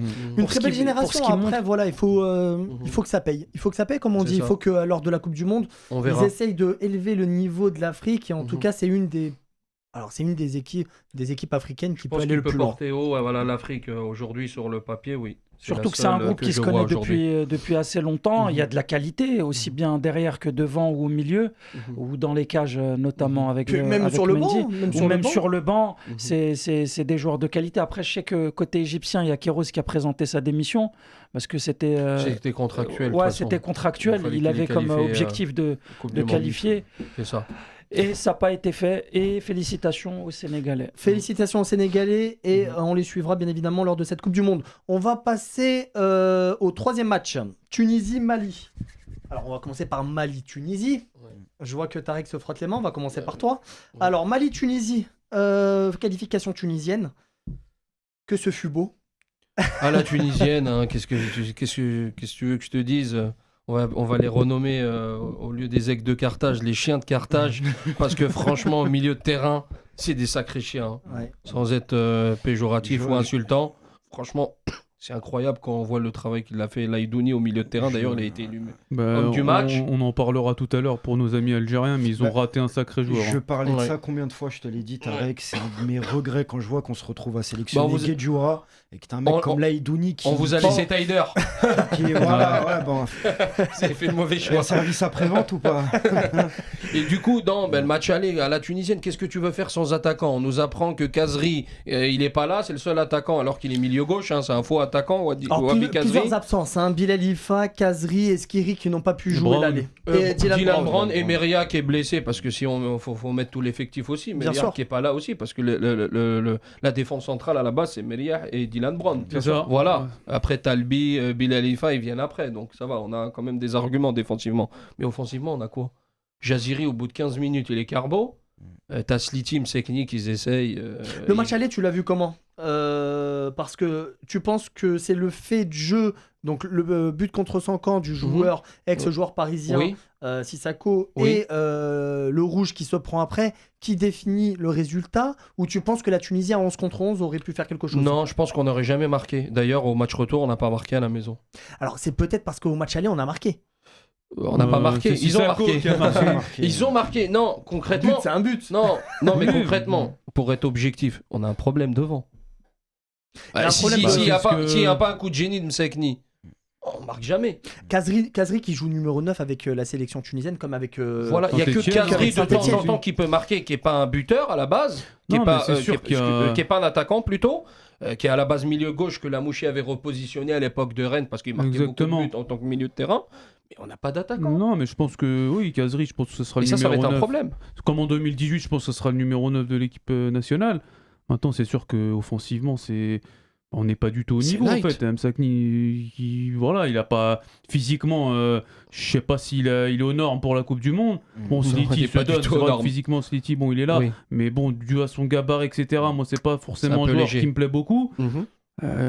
Zaziri, c'est une blague en fait. Ça fait des semaines, je comprends pas en fait. Moi, ce qui me surprend, c'est qu'il n'y a pas forcément beaucoup de critiques chez les médias tunisiens de ce joueur. C'est une blague. Ce que disent les médias tunisiens, c'est un joueur qui fatigue les défenses. Mais nous, un attaquant, il faut qu'il marque au bout d'un moment. C'est bien de fatiguer les défenses, mais qu'il marque après. Il est tombé combien de fois hier soir en fait? Il est tombé au moins 6 fois. En fait, la deuxième mi-temps, 45e minute et 30 secondes, il est encore par terre. Mais t'as qui en Tunisie? Il n'y a personne. Bah si, il faut arrêter à un moment donné. Il l'a fait rentrer. Ici, il a 3 Ligues des Champions, une Coupe de la Ligue. Ça fait 10 ans qu'il va avoir un débat encore avec Raïd. Franchement, Rénissi, il était fatigué, à peine rentré. Je sais pas si on a vu le même match. Il y a un autre joueur que j'ai pas compris pourquoi on l'a rappelé, c'est Gandry. Mais parce que défenseur central, il n'y en avait plus. Il est tombé. Mais c'est un 6. Oui, mais on n'a plus de défenseurs centraux, ils sont blessés. On l'a mis en défenseur central et visiblement il est beaucoup plus performant en défense centrale. Il y a eu Meria qui est blessé. Dylan Brown. Un autre défenseur de métier. Non, Talbi, c'est tout. Pour être honnête, quand même, Gandry, il a fait son match, je trouve, au Mali, dans un contexte qui est extrêmement compliqué. 40 degrés, 70 000 spectateurs. Premier match officiel pour lui. Il s'est quand même pas mal débrouillé. C'est pas mal. Bon, hier. Surtout sur les ballons aériens. Sur les ballons aériens, c'est ce qu'il fallait. Par contre, hier, on l'a vu quand même un peu plus en difficulté. On voit qu'il a beaucoup de mal avec les relances. On le voit. Il subissait peut-être un peu plus les Tunisiens. Ouais, exactement. Donc, mais voilà, c'est en remplaçant, on va dire que c'est pas mal. C'est pas mal. Et surtout que dans des matchs où voilà, t'es amené à conserver un score, tu rajoutes un troisième axial. Voilà, comme tu as dit, dans les ballons aériens, il les prend tous en fait. La Tunisie, donc, qui se qualifie grâce à son match nul 0-0 hier au stade de Rades. Il y a eu un problème avec le ministère des Sports qui ne voulait pas donner plus de place pour ce match, qui avait jaugé à 35 000 au lieu de 60 000. Mais on a vu à la fin le ministre des Sports avec Jarry ensemble dans les vestiaires, comme d'habitude. voilà, pour essayer de renouer un peu. Proche du politique, toujours. Il le faut. Je pense que ça aurait été bien différent s'il n'y aurait pas eu qualification. On aurait justement critiqué le fait d'avoir eu que 35 000 spectateurs, parce qu'on l'a ressenti quand même à certains moments du match. On voyait même les joueurs tenter d'haranguer la foule, parce qu'on sentait que c'était un petit peu. En fait, on n'a rien fait. C'était calme, fait pour que l'ambiance soit chaude, alors qu'on sait que très bien qu'à Rades, c'est connu pour avoir une ambiance extrêmement bouillante. La Tunisie se qualifie grâce à l'expérience, Nadim. L'expérience, et moi j'ai été particulièrement déçu par cette équipe du Mali. Qu'on voyait beaucoup plus forte, à la CAN, moi je les voyais même en tant qu'outsider. D'accord. Parce qu'il y a quand même un très bel effectif. Ils ont pas mal de joueurs qui évoluent dans des bons clubs en Europe. Et c'est une équipe qui m'avait quand même impressionné en phase éliminatoire de la CAN, il me semble. Coupe du Monde, pardon. Coupe du Monde, exactement. Qui n'avait pas pris de but sur l'année 2021. D'ailleurs, leur seul but qu'ils prennent, c'est un but qu'ils marquent eux-mêmes. Exactement. C'est solide le Mali. C'est solide. Sous une pression de Youssef Sekni. Moi j'avais l'impression qu'il leur manquait quand même un 9. Il y avait le petit Moussa Koné, il me semble. Ouais, mais qui est rentré qui hier, a mis 8 buts en 9 matchs. Qui jouait pendant la CAN, qui jouait en Norvège, qui a 21 ou 22 ans. Pour moi, ça me paraissait un petit peu léger. Ils ont vite compris. Et j'avais pas compris pourquoi on faisait pas appel à Marega. À mon avis, il y a des problèmes. Il doit y avoir des problèmes. Soucis, et je comprends pas encore un mec comme Dembélé de Lyon. Il a refusé. Il a été appelé, mais il a refusé. Qui était au Mali pendant les fêtes, qui s'est déplacé au Mali. Oui. À quel moment tu vas jouer en équipe de France, Moussa Dembélé? Il y a eu aussi le Doucouré de la première ligue qui est venu pour les barrages. Voilà. Après, je pense qu'une ingérence, tu ramènes pas et fais jouer un joueur pour des barrages en fait. C'est un peu de l'opportunisme. Mais justement, le profil de Dembélé, c'est exactement ce qui manque au Mali. Un attaquant qui serait des tueurs comme ça. Exactement, ça te manque une ingérence de la fédération. Parce qu'aujourd'hui, Dembélé... Mais même Marega, déjà, il aurait fait beaucoup de bien. Non, moi, je ne reproche pas à la fédération. C'est pour ça que je m'adresse à Moussa. Bon, je ne pense pas qu'il va regarder, ou peut-être qu'on nous montrera. Pourquoi tu ne vas pas jouer avec... On peut trouver les contacts pour les... Parce qu'il y a quand même une belle génération autour de toi. Tu peux faire quelque chose avec le Mali. C'est pas un Mali, c'est pas l'équipe d'Algérie des années 90 ou à l'époque où les binationaux... C'est surtout que le Mali était à 2 doigts de se qualifier, ça se joue à rien. En plus, tu sais que tu as un adversaire, sans manquer de respect aux Tunisiens, mais tu as un adversaire c'était du 50-50, qui est à la portée du Mali. Bien sûr. Moi, je pense... Moi, c'est mon avis personnel. Je peux être l'élément perturbateur, l'élément qui va peut-être donner la qualification au Mali. D'autant plus qu'il y était au mois de décembre, donc... Je comprends pas. Moi, j'ai peut-être une réponse. Moi, je pense que c'est organisationnel. La fédération du Mali, c'est très spécial. Je pense que c'est dû à ça. Et puis on se rend pas compte. Et pas sportif. On se rend pas compte, mais vous imaginez, il y a une qualification du Mali. C'est-à-dire qu'après qualification, il parle de Dembélé, mais Dembélé, il vient. Il signe tout de suite, parce qu'il sait qu'il va la jouer à l'équipe du Monde. Bien sûr. Et tous les Maliens qui sont réticents à venir pour l'équipe nationale, et là, ça y est, en fait. C'est un truc que tu c'est comme Boateng au Ghana, il signe que pour la Coupe du Monde. Toutes les équipes où tu as des binationaux. Après 2010, après la Coupe du Monde, il y en a plein qui ont choisi l'Algérie. Après, le Mali, on l'avait dit à la CAN, c'est une équipe qui joue bien, qui se procure des occasions, on l'a vu au match aller, au match retour, mais qui a du mal à concrétiser les actions. Et c'est là où je rejoins Nadim. Voilà. Je pense que le profil de Dembélé aurait fait parfaitement l'affaire. Mais moi, il y a un autre truc, il y a un fait de jeu où je ne comprends pas les Maliens, c'est dans le but.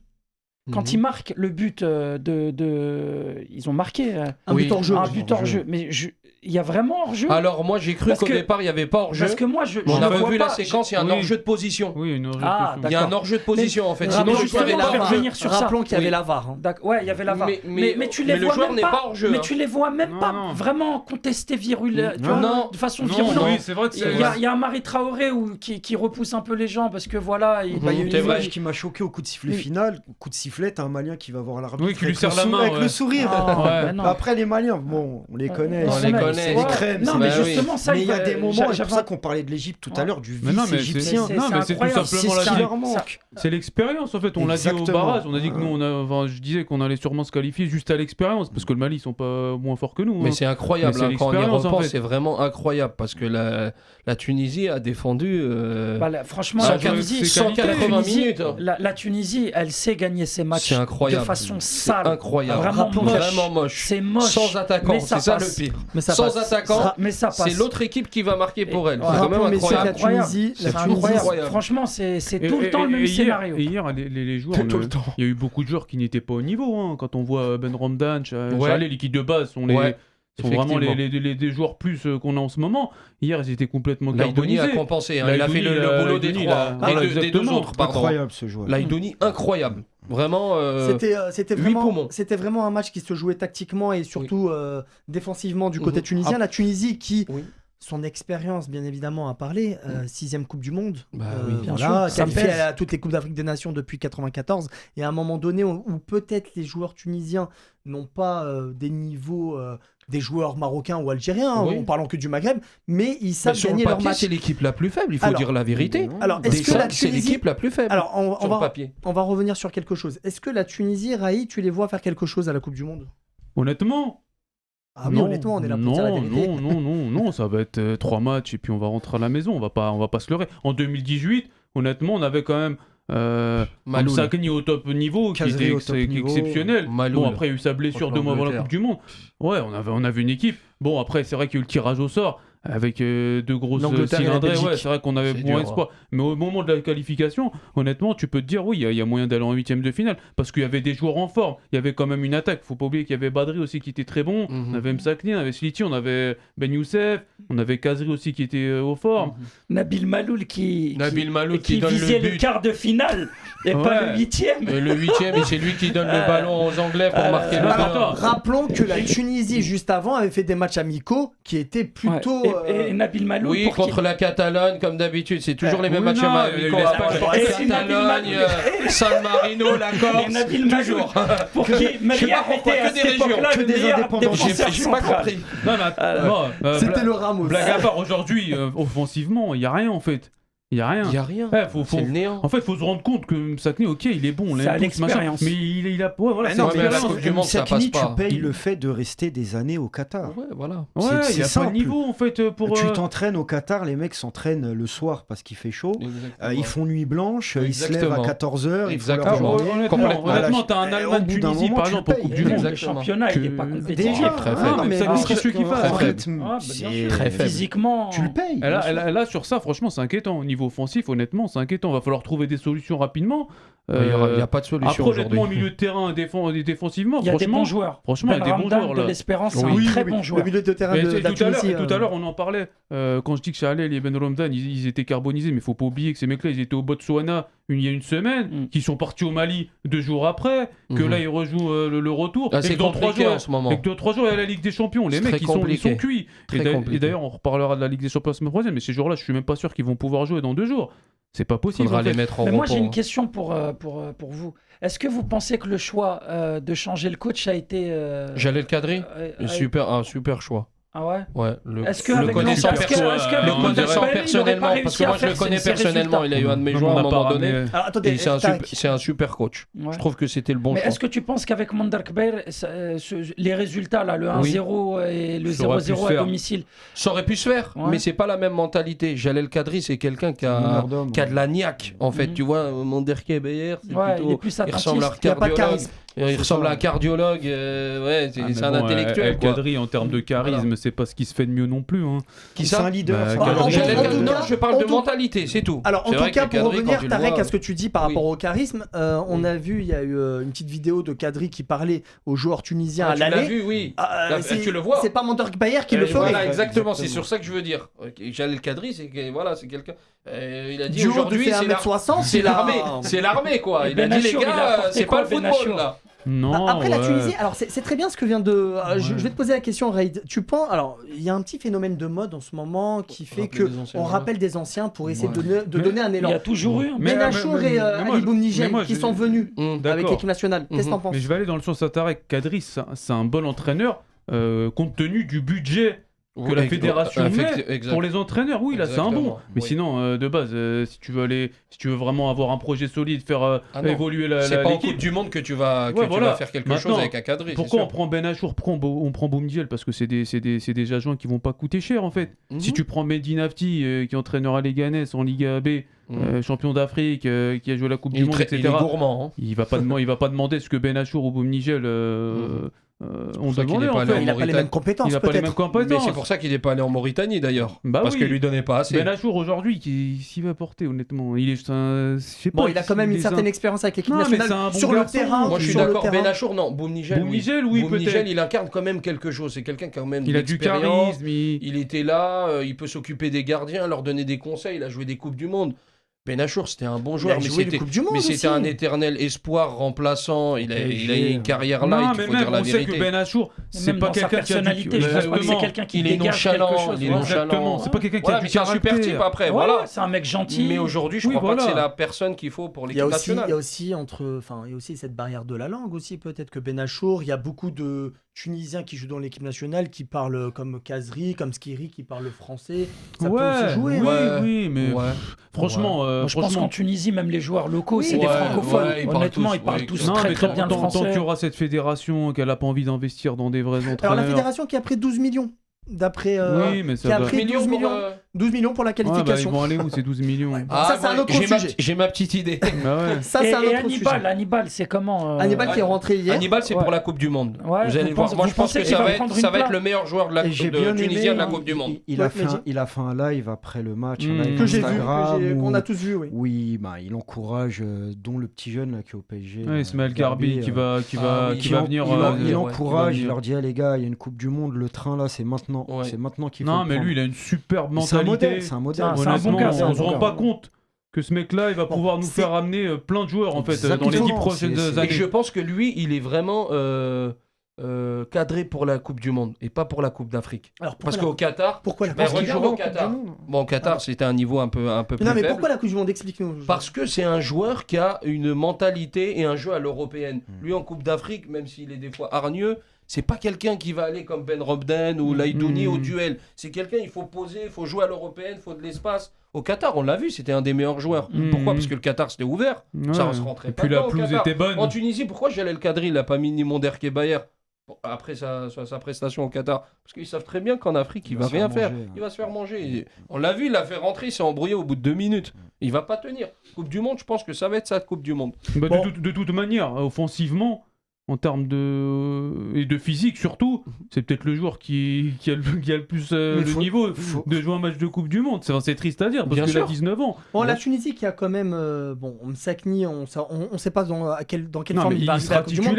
Il sera titulaire. Msakni, Sliti et Kazri devant.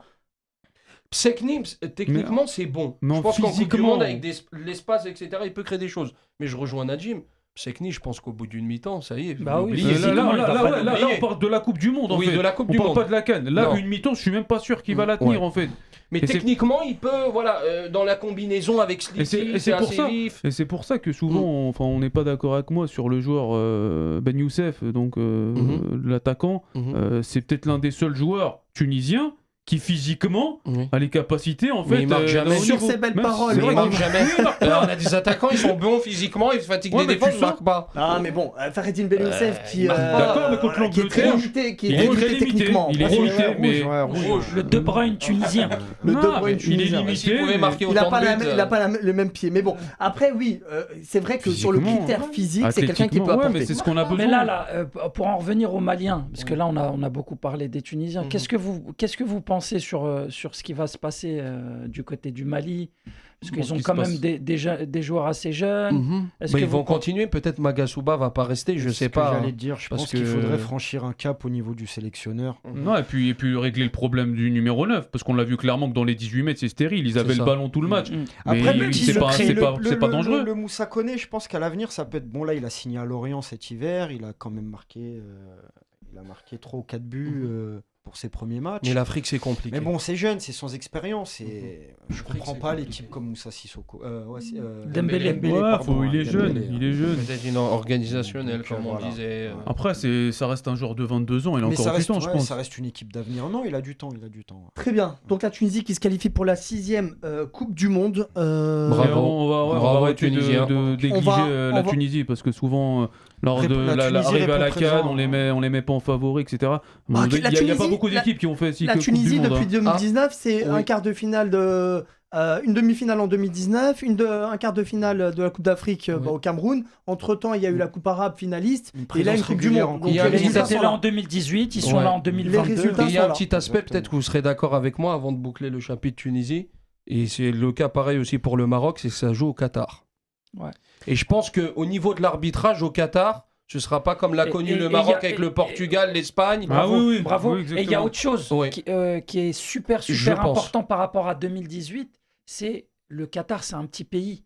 Donc les déplacements... les stades, tu les vois... Les stades, ça va pas être des longs déplacements comme en Russie. Bien sûr. Et je pense que les équipes arabes, ils ont beaucoup à jouer. Donc le Maroc et la Tunisie... Au niveau de la récup, au niveau de... Bonne chance à toutes les équipes arabes en tout cas. Bonne chance à toutes les équipes africaines de manière générale. On va passer au 4e match. Algérie-Cameroun. Bon. On n'en a pas dormi. Je vais laisser Najim parler. Najim, que s'est-il passé? C'est la première fois que je viens ici et c'était plus une séance de psychothérapie pour moi. Ça va me permettre de parler. Fais-toi plaisir. De me livrer. Non, écoute, je pense que déjà on est tombé sur le pire Cameroun de ces 15 dernières années. Concrètement, à la CAN, ils m'ont pas impressionné. Il n'y a personne. Il y a Toko, qui est un excellent joueur. Toko et Aboubacar. Blessé. Blessé. Mais sinon, derrière, il y a quoi? Il y a rien. Au milieu, il manquait Zambo, qui est l'un de leurs meilleurs joueurs. C'est pas des compliments, ça. Non, mais ça veut dire que si tu tombes sur une équipe qui est encore... c'est terrible. C'est terrible. C'est ce que je veux dire. On va laisser parler Nadim. Nadim, le match allait. 1-0. On se dit que l'Algérie a fait le plus difficile. Que s'est-il passé? J'ai été surpris de la victoire. Surpris de la victoire algérienne? Surpris. Ah oui? Parce que pour moi, déjà, au niveau de la liste, il y a des choix complètement incohérents. Lesquels? Guedjoura, le type... Moi, j'ai toujours été... Je vais pas dire anti-Guedjoura, mais pour moi, c'est un joueur qui est super limité. Il a fait une CAN 2019 de malade, qui m'a surpris. Mais derrière, il n'y a rien. Le type ne joue pas depuis 6 mois. On l'a fait signer en Détroit anglaise.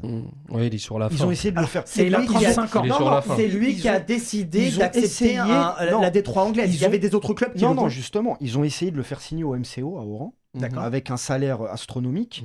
Mais du coup, les joueurs se sont dit attends, ça fait 3 mois qu'on n'est pas payé. Le type arrive, on lui donne 40 000 € par mois, on fait grève. Du coup, ça s'est pas fait.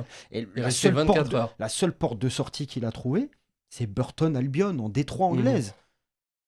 Alors que tu laisses un type comme Belkebla à la maison, qui est titulaire à Brest, qui pour moi est un très bon milieu défensif. Tu laisses un type comme Zorgan, pour moi qui est le plus gros talent algérien pour les prochaines années à venir, qui est en train de se faire un nom en Belgique et qui est sur les tablettes de Lyon notamment. Tu le laisses à la maison. Tu prends pas Boudaoui à la CAN, tu le reprends pour les barrages. Belfodil. Ouais.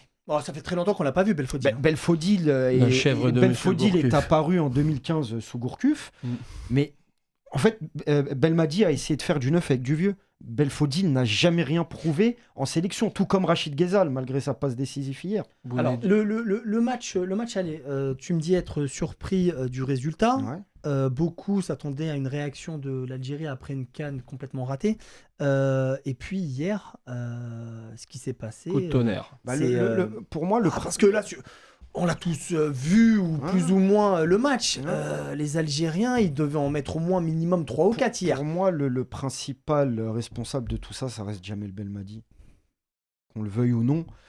Ok, il nous a ramené une CAN, on peut dire ce qu'on veut, mais coupe arabe. C'est la coupe arabe. C'était beau, ouais, mais bon, je pense qu'il était en coulisses un petit peu. Ça, c'est Fater qui va être content. Mais le problème, c'est que malheureusement, dans le foot, c'est comme dans un couple. Tu peux être au top avec ta femme pendant 3 ans, mais si tu fais n'importe quoi les deux prochaines années, on va oublier les 3 bonnes années où tu as été irréprochable. Surtout les femmes. Et surtout, surtout dans le monde du foot, où un mec comme Ranieri, qui réalise pour moi le plus grand exploit de l'histoire du foot, il est licencié 6 mois après. Et Belmadi, malheureusement, n'a pas su renouveler son effectif et rester beaucoup sur ses acquis. Il est resté sur ses acquis. Justement, c'est un problème d'effectif. C'est que les Algériens, au final, ils n'ont pas de profondeur, en fait. Justement, je pense qu'en attaque, quand tu laisses un type comme Bagdad Bounedjah sur un confort, sur un leaking size, parce que le type sait qu'il n'a aucune concurrence. Bounedjah, c'est un mec qui a eu des offres en Europe. Mais le type, pourquoi il va venir en Europe s'entraîner comme un fou alors qu'il sait qu'il gagne, qu'il a un salaire de bon joueur de première ligue au Qatar, avec un rythme de vie pépère, et que le type est titulaire en sélection. Bravo. Il est chouchouté par les Qataris. C'est exactement ça. Tu vois moi, je veux bien comprendre. Je veux bien comprendre tout ça, les choix, mais aujourd'hui, l'Algérie, concrètement, sur le papier, l'Algérie fait partie des meilleures équipes africaines. On peut pas se dire qu'avec des joueurs comme Attal, Mahrez, Slimani, on arrive... Mais c'est une erreur professionnelle. Comment tu prends... Je vais continuer dans ce que tu disais. Après sur Guédouira, moi je suis pas trop d'accord parce que je pense que après c'est des avis qu'on a personnels. Guédouira, je pense qu'il était, même s'il a 34 ans, il joue à Burton Albion. C'est quelqu'un, en général, qui est un box-to-box. Mais il a joué un quart d'heure sur les 2 matchs. Tu le ramènes pourquoi ouais, voilà. Exactement. C'est pour l'expérience. C'est Belmadi après qui assume ses choix. Après, c'est une erreur professionnelle. Après, on peut parler de l'arbitrage, etc. On arrive à marquer un but. Touba, il marque. Et ensuite... Mais c'est une défaillance mentale, en fait. Non, mais tout à l'heure, je parlais du stade avec les Sénégalais qui ont poussé la sélection. Je me permets d'intervenir. Et là, en fait, je pense, d'après ce que j'ai vu et ce que je comprends, etc., c'est que mentalement, cette équipe, elle est faible. Il n'y a pas de leader. Mais complètement. Il n'y a aucun leader dans cette équipe. Et si tu veux, le public n'a pas joué son rôle. Oui. Moi, je m'attendais à une atmosphère C'est vrai qu'on a remarqué, Fetter, que hier, le public, à un moment donné, lorsqu'on s'approchait de la 90e et pendant les prolongations, on a regardé ensemble le match. On sentait pas le public. On a senti la crainte. Non, mais je l'ai la raison. Je vais t'expliquer pourquoi. On se félicite, les Algériens. Bon, c'est vrai qu'on est très fiers. La ferveur, on est au stade à 6h du matin. Mais moi, j'ai fait l'expérience d'essayer d'aller voir un match à Blida. J'avais mon ticket. Je me suis pointé à 14h. C'était Algérie-Cameroun en 2016. Le match était à 21h. Ouais, exactement. Je suis pas rentré. Je suis pas rentré. Et j'ai des amis à moi, Bilal, etc., qui, eux, ont fait le choix d'aller au stade à 6h du matin. On les a récupérés, des zombies. Comment tu veux que les types te mettent l'ambiance C'est vrai, ils sont déjà les mecs sont au stade à 2h du matin. Ah oui, d'accord. C'est intéressant ce qu'il dit. Blida, on s'en rend pas compte. Blida, c'est un stade soviétique, il n'y a pas de buvette. Mais justement, il n'y a pas la buvette. T'as pas la buvette. Avec des bancs en pierre. Je comprends tout à fait. Tu te retrouves avec des mecs qui sont déshydratés, qui n'ont pas dormi depuis 24 heures, mais comment tu veux qu'ils te mettent l'ambiance? Je coupe rapidement Najim, parce que la dernière émission, l'avant-dernière, j'ai parlé du stade de Blida où je vous disais, il y a un moment donné, il va falloir jouer au 5 juillet. C'est plus possible. Je pense qu'on t'en veut, il va être exaucé parce que maintenant la superstition elle est partie et là ils vont se mettre au 5 juillet. C'est un stade de quartier. C'est surtout que le 5 juillet prend 80. C'était de la superstition à Nice. Tu ramènes de la superstition. Je pense que c'était de la superstition. Bien sûr. Blida, la pelouse elle est éclatée. Elle est éclatée la pelouse. Ça fait 7 ans qu'ils jouent là-bas les Algériens. Bon, après est-ce que... Mais pour en revenir à ce que tu disais au niveau de la défaillance psychologique et de la faiblesse à ce niveau, c'est Belmadi aussi. Parce que parce que Belmadi, la CAN, quand tu te permets de venir en conférence de presse et de critiquer à tout va les terrains, l'organisation, l'hôtel, les arbitres, psychologiquement, tes joueurs, tu les imprègnes de cette culture-là où ils vont se dire, finalement, si on perd, et c'est psychologique, hein, c'est humain. Exactement. Tu sais que t'es couvert un petit peu derrière, où t'as déjà ton entraîneur qui a fait le travail avant, en parlant des conditions.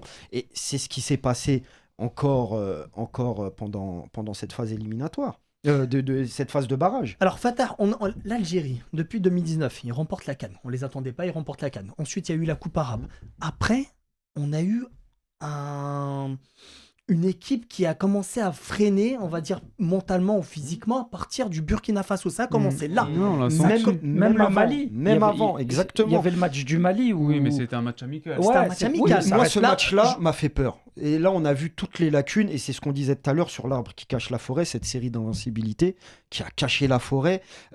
On avait énormément de lacunes, mais je pense on avait même plus d'identité de jeu. Je pense même que l'équipe A, avec sa victoire de 2019, c'est l'arbre qui cache la forêt du football algérien en général. Il y a un manque d'envie, en fait. Tu vois que Slimani, il a fait la Coupe du Monde 2014. Il gagne la Coupe d'Afrique. En fait, ça y est, il sait très bien qu'il justement Slimani, c'était le meilleur joueur. Que moi, j'ai de la peine pour certains joueurs. Un mec comme Slimani, c'est quelqu'un qui, depuis des années, peut signer dans le golf pour des sommes astronomiques. Et il le fait pas. Mais le type le fait pas pour l'équipe nationale. Il n'a pas signé à Nice justement pour l'équipe nationale. Exactement. Et il y en a un autre aussi qui est dans ce cas-là, c'est Belaïli. Belaïli qui a peut-être sacrifié son salaire, qu'il a diminué x10. Ouais. Pour venir à Brest et espérer. C'est autre chose. Belaïli, parce que je pense que c'est plus de l'ego. Je pense qu'on lui a autour de lui, on a dû lui faire croire. Parce qu'à un moment donné, moi, je sais qu'ici j'en parlais, ça avait été peut-être mal compris ou mal interprété. Je disais que moi, Belaïli, c'est un joueur qui est fort en sélection, mais qui n'a rien prouvé en club. C'était un joueur de sélection, ce que tu disais. Et du coup, à un moment donné, avec ses prestations en sélection. Avec le retentissement médiatique, les gens autour qui en font des caisses, qui même parfois ont voulu le vendre comme le meilleur joueur africain, il s'est dit peut-être je vais aller leur montrer en Europe ce que je sais faire. Et là, au bout de 6 matchs avec Brest, on voit que physiquement, c'est déjà beaucoup plus difficile qu'on nous le pense, et c'est à Brest. Il a loupé un penalty, après il y a eu les histoires de prix, il a été pris en grippe par les supporters adverses et tout. Après il a été remplaçant, bon là il est revenu. Mais justement, je pense que c'est pour ça qu'il a fait ce choix-là, parce que je pense qu'il s'est rendu compte, moi il m'a choqué à la Coupe arabe dans le mauvais sens, il était cramé. Bien sûr. C'était que la Coupe arabe. Il était complètement cramé, et je pense qu'il s'est dit, il y a une Coupe du Monde à jouer, faut que je sois au niveau. Et je pense que c'est pour ça qu'il a fait le choix d'aller à Brest. Son choix, il est... Et moi, j'ai de la peine pour ces joueurs-là. Il est bon, son choix. Mais aujourd'hui, alors moi, je voudrais poser une question à Raid. Est-ce que Belmadi, ces différentes sorties, que ce soit face aux journalistes, aux entraîneurs étrangers ou sur le territoire algérien, quand il parle aux journalistes algériens, ce côté un peu hautain ou ce côté à toujours chercher une excuse, est-ce que ça ne se répercute pas? Est-ce que ça ne se répercute pas sur les joueurs qui, eux, derrière... Alors, il y a quelque chose qui était assez choquant, je ne sais pas si vous l'avez vu, c'est cette conférence de presse au match aller, au Cameroun, où Belmadi est venu avec Mahrez, et puis ils rigolaient limite ensemble sur le stade Japoma. Enfin, il y a peut-être autre chose sur lequel se concentrer. Belmadi, il est devenu copain avec certains joueurs. C'est devenu un copain. C'est le grand frère. Ouais, mais justement, à un moment donné, tu sais, c'est difficile pour Belmadi de mettre Mahrez sur le banc aujourd'hui, alors que Mahrez, il méritait d'être sur le banc peut-être même hier. Le problème, c'est qu'il n'hésite pas avec Bounjah. Bounjah, il ne le prend même pas. Oui, parce qu'il y a un statut qui est différent. Il l'a fait au bout de combien de temps Bounedjah, ça fait combien de temps qu'il marque pas? Bien sûr, même en 2019, il marque. Mais dans ce cas-là, il faut le même traitement de faveur. Et moi, je sais que ce que je pense de Mahrez en sélection, c'est un scandale. Mahrez en sélection. Non, je pense qu'il a on revient à ce que tu dis, c'est pas un leader. C'est pas un leader. Ça n'a jamais été un leader. Tu le vois. De toute façon, même en Ligue des Champions, tu vois quand Neymar le pousse. Neymar qui pèse 50 kilos aussi, qui le pousse, il rigole. T'as un Ben Lamri. Tu vois bien qu'il n'est pas dans la confrontation, Mahrez. Que ce soit Mahrez ou Salah, ce sont deux. On l'a vu.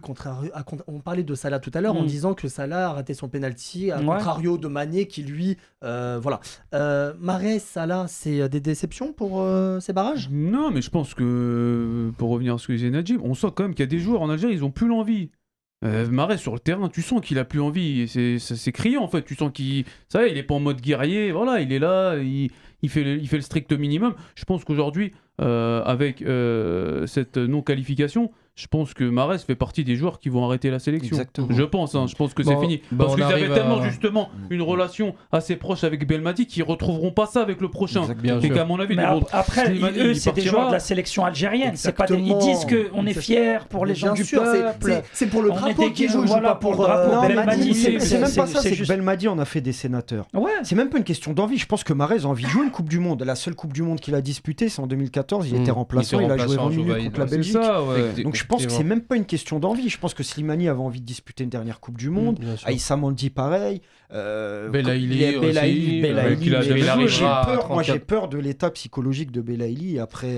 Déjà on l'a vu à la sortie de la CAN. Moi on a dit. Je pense que tu seras d'accord. L'état psychologique de tout joueur qui ne jouera pas cette Coupe du Monde et être passé de si près. Alors, du côté malien, il sera peut-être beaucoup moindre que celui du côté algérien.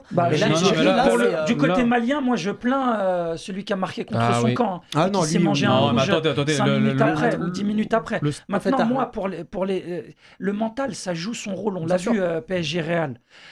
Moi, mentalement, Bounedjah, j'ai pas attendu, ou même les joueurs de la sélection algérienne, pour m'apercevoir que mentalement, c'est faible. On l'a vu face au Burkina. T'as Bounedjah qui loupe une occasion, il s'excuse. Il lève les mains, genre, excusez-moi. Belhamri, il provoque un penalty, il fait un long texte le lendemain. Excusez-moi. T'as déjà vu, toi, Kazri, quand il a loupé le penalty face au Mali, s'excuser? Non. Moi, j'en ai jamais vu. Salah, il a loupé le penalty. Est-ce que tu l'as vu s'excuser après? Mais justement, je pense est-ce que tu l'as vu s'excuser? Moi, je pense que les joueurs, mentalement, il y en a certains qui sont faibles. Non, c'est pas. Et tu as la pression du public qui fait que ça joue de façon inverse sur leur faculté footballistique. Moi, je pense qu'en fait, c'est un environnement particulier, l'Algérie et les Algériens, qui souvent, on nous montre leur nationalisme, etc. Les joueurs eux-mêmes, en fait, sont tombés dans ce piège. C'est que pour eux, ils ont tellement une attente, en fait, envers le peuple, qui se mettent une pression énorme. Et on l'a vu, comme contre le Burkina, on l'a vu à la Blida. C'était à deux doigts. Ils étaient deux doigts de passer à la trappe. C'était la même chose en 2014 contre le Burkina. C'est de ce match-là que tu parles. Oui. Non, je parlais. Et même en 2014, le barrage contre le Burkina, ils étaient. Il y avait Zema Mouchokage à chaque déplacement. Il y a eu un match nul à l'aller. En fait, il y a tellement une attente, il y a tellement un environnement, un comportement qui est particulier chez les Algériens. On va pas rentrer en détail. Que même les joueurs aujourd'hui, ils sont tétanisés en fait sur le terrain. Maintenant, je voulais finir. Là, parce que là, on parlait du Mali, les répercussions, et ça n'a rien à voir avec l'Algérie. Bien sûr, je parle du joueur. Je parle du joueur. L'Algérie, c'est une fin de cycle. Ça va être un merdier total. 2-3 ans de traversée du désert. Là, c'est une fin de cycle. Non, mais là, on se rend compte. Nous, on l'a vu avec la Tunisie en 2009, avec le match du Mozambique, où on ne s'attendait pas à une élimination. La Tunisie, elle était au sommet. En 13 ou 14 ans, entre 96 et 2009, l'équipe de 2009, c'était celle qui était le plus expérimentée. On se voyait pas du tout se faire éliminer. On est arrivé avec 4-5 ans après de disette en fait, juste pour un accident, un jour sans. Les Algériens, ils ont eu un jour sans hier. Et là, en fait, on va se retrouver à la CAN. On va se retrouver à la CAN en Côte d'Ivoire avec des joueurs qu'on va découvrir en fait. Mais au-delà de l'aspect psychologique, je pense qu'il y a eu un tournant, c'est la démission forcée de Zetchi, le président de la fédération. Effectivement. C'est un patron, Zetchi. C'est un patron, il a la main. Ce qu'il a fait avec le Paradou, avec ses sociétés en Algérie. Et derrière, on a eu un Belmadi tout puissant. Oui, c'est vrai. Sans aucune remise en question. Et un Amara effacé un peu. C'est complètement effacé. Mais c'est le nouveau président de la Fédé, lui, il est là pour les photos. Mais le problème de Belmadi, c'est qu'on a eu 3 ans. Mais dans le foot, c'est énorme, 3 ans. Il n'a absolument rien fait. Mais il a. Non, mais je peux pas dire ça. Il y a eu une CAN. Oui, d'accord. Mais attends, entre 2019 et. C'est sous l'impulsion de Zetchi. Moi, je te pose juste une question. Tu préfères que ton équipe nationale elle gagne une CAN, une Coupe arabe et qu'elle aille pas en Coupe du Monde, ou qu'au final elle ne gagne rien et puis se qualifie en Coupe du Monde? Non, mais c'est pas au-delà de ça. Non, mais c'est bête. Non, mais c'est bête de raisonner comme ça. Ce qui est bête, c'est qu'on a une génération de folie qui ne va pas jouer en Coupe du Monde. Et c'est une génération qui doit gagner la CAN et aller en Coupe du Monde comme l'a fait le Sénégal. Au-delà de la Coupe arabe, je la compte pas pour moi. C'est différent. Mais il a essayé aucun joueur. Belmadi, c'est un sélectionneur. il a gagné la CAN. Il a gagné quelque chose oui, quand même. Bien sûr qu'il a gagné la CAN. Ce qui compte, c'est mais aujourd'hui. tu sais que la façon dont il a gagné, c'est pas... c'est-à-dire, personne n'attendait l'Algérie en 2019. On va pas le répéter à chaque fois. C'est vrai. C'est plus facile de gagner la CAN dans la peau de l'Algérie en 2019 que de l'Algérie en 2022. Tu comprends ce que je veux dire? Mais parce que tu as un statut, il faut l'assumer. D'ailleurs, il n'y a aucune équipe maghrébine qui joue en Afrique noire, qui gagne en Afrique noire. Mais Raï, on savait en qu'ils n'allaient pas 2004, gagner. personne n'attendait le Maroc. Pourtant, on arrivait en finale. Ah oui. Ils ont fait une sacrée Coupe d'Afrique.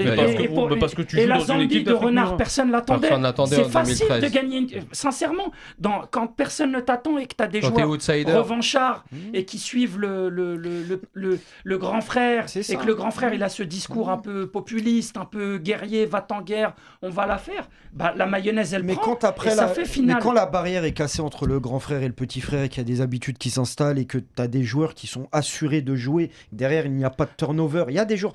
Zedatka de Clermont, qui est pour moi un des meilleurs arrière-droits cette année en Ligue 1, qui va signer à Lille en fin de saison, 0 sélection. Ouais, il en a parlé, il disait qu'il le suivait, Belmadi en conférence. Attal qui est hors de forme, qui est en train de gâcher sa carrière. Alors Attal qui a joué à gauche hier, mais qui a joué à gauche. Juste pour faire le parallèle avec Vaïd, on a Vaïd qui est venu, qui est parti chercher Slimani. Slimani, c'est quelqu'un qui ne crevait pas l'écran en Ligue 1 algérienne, c'était même pas le meilleur buteur.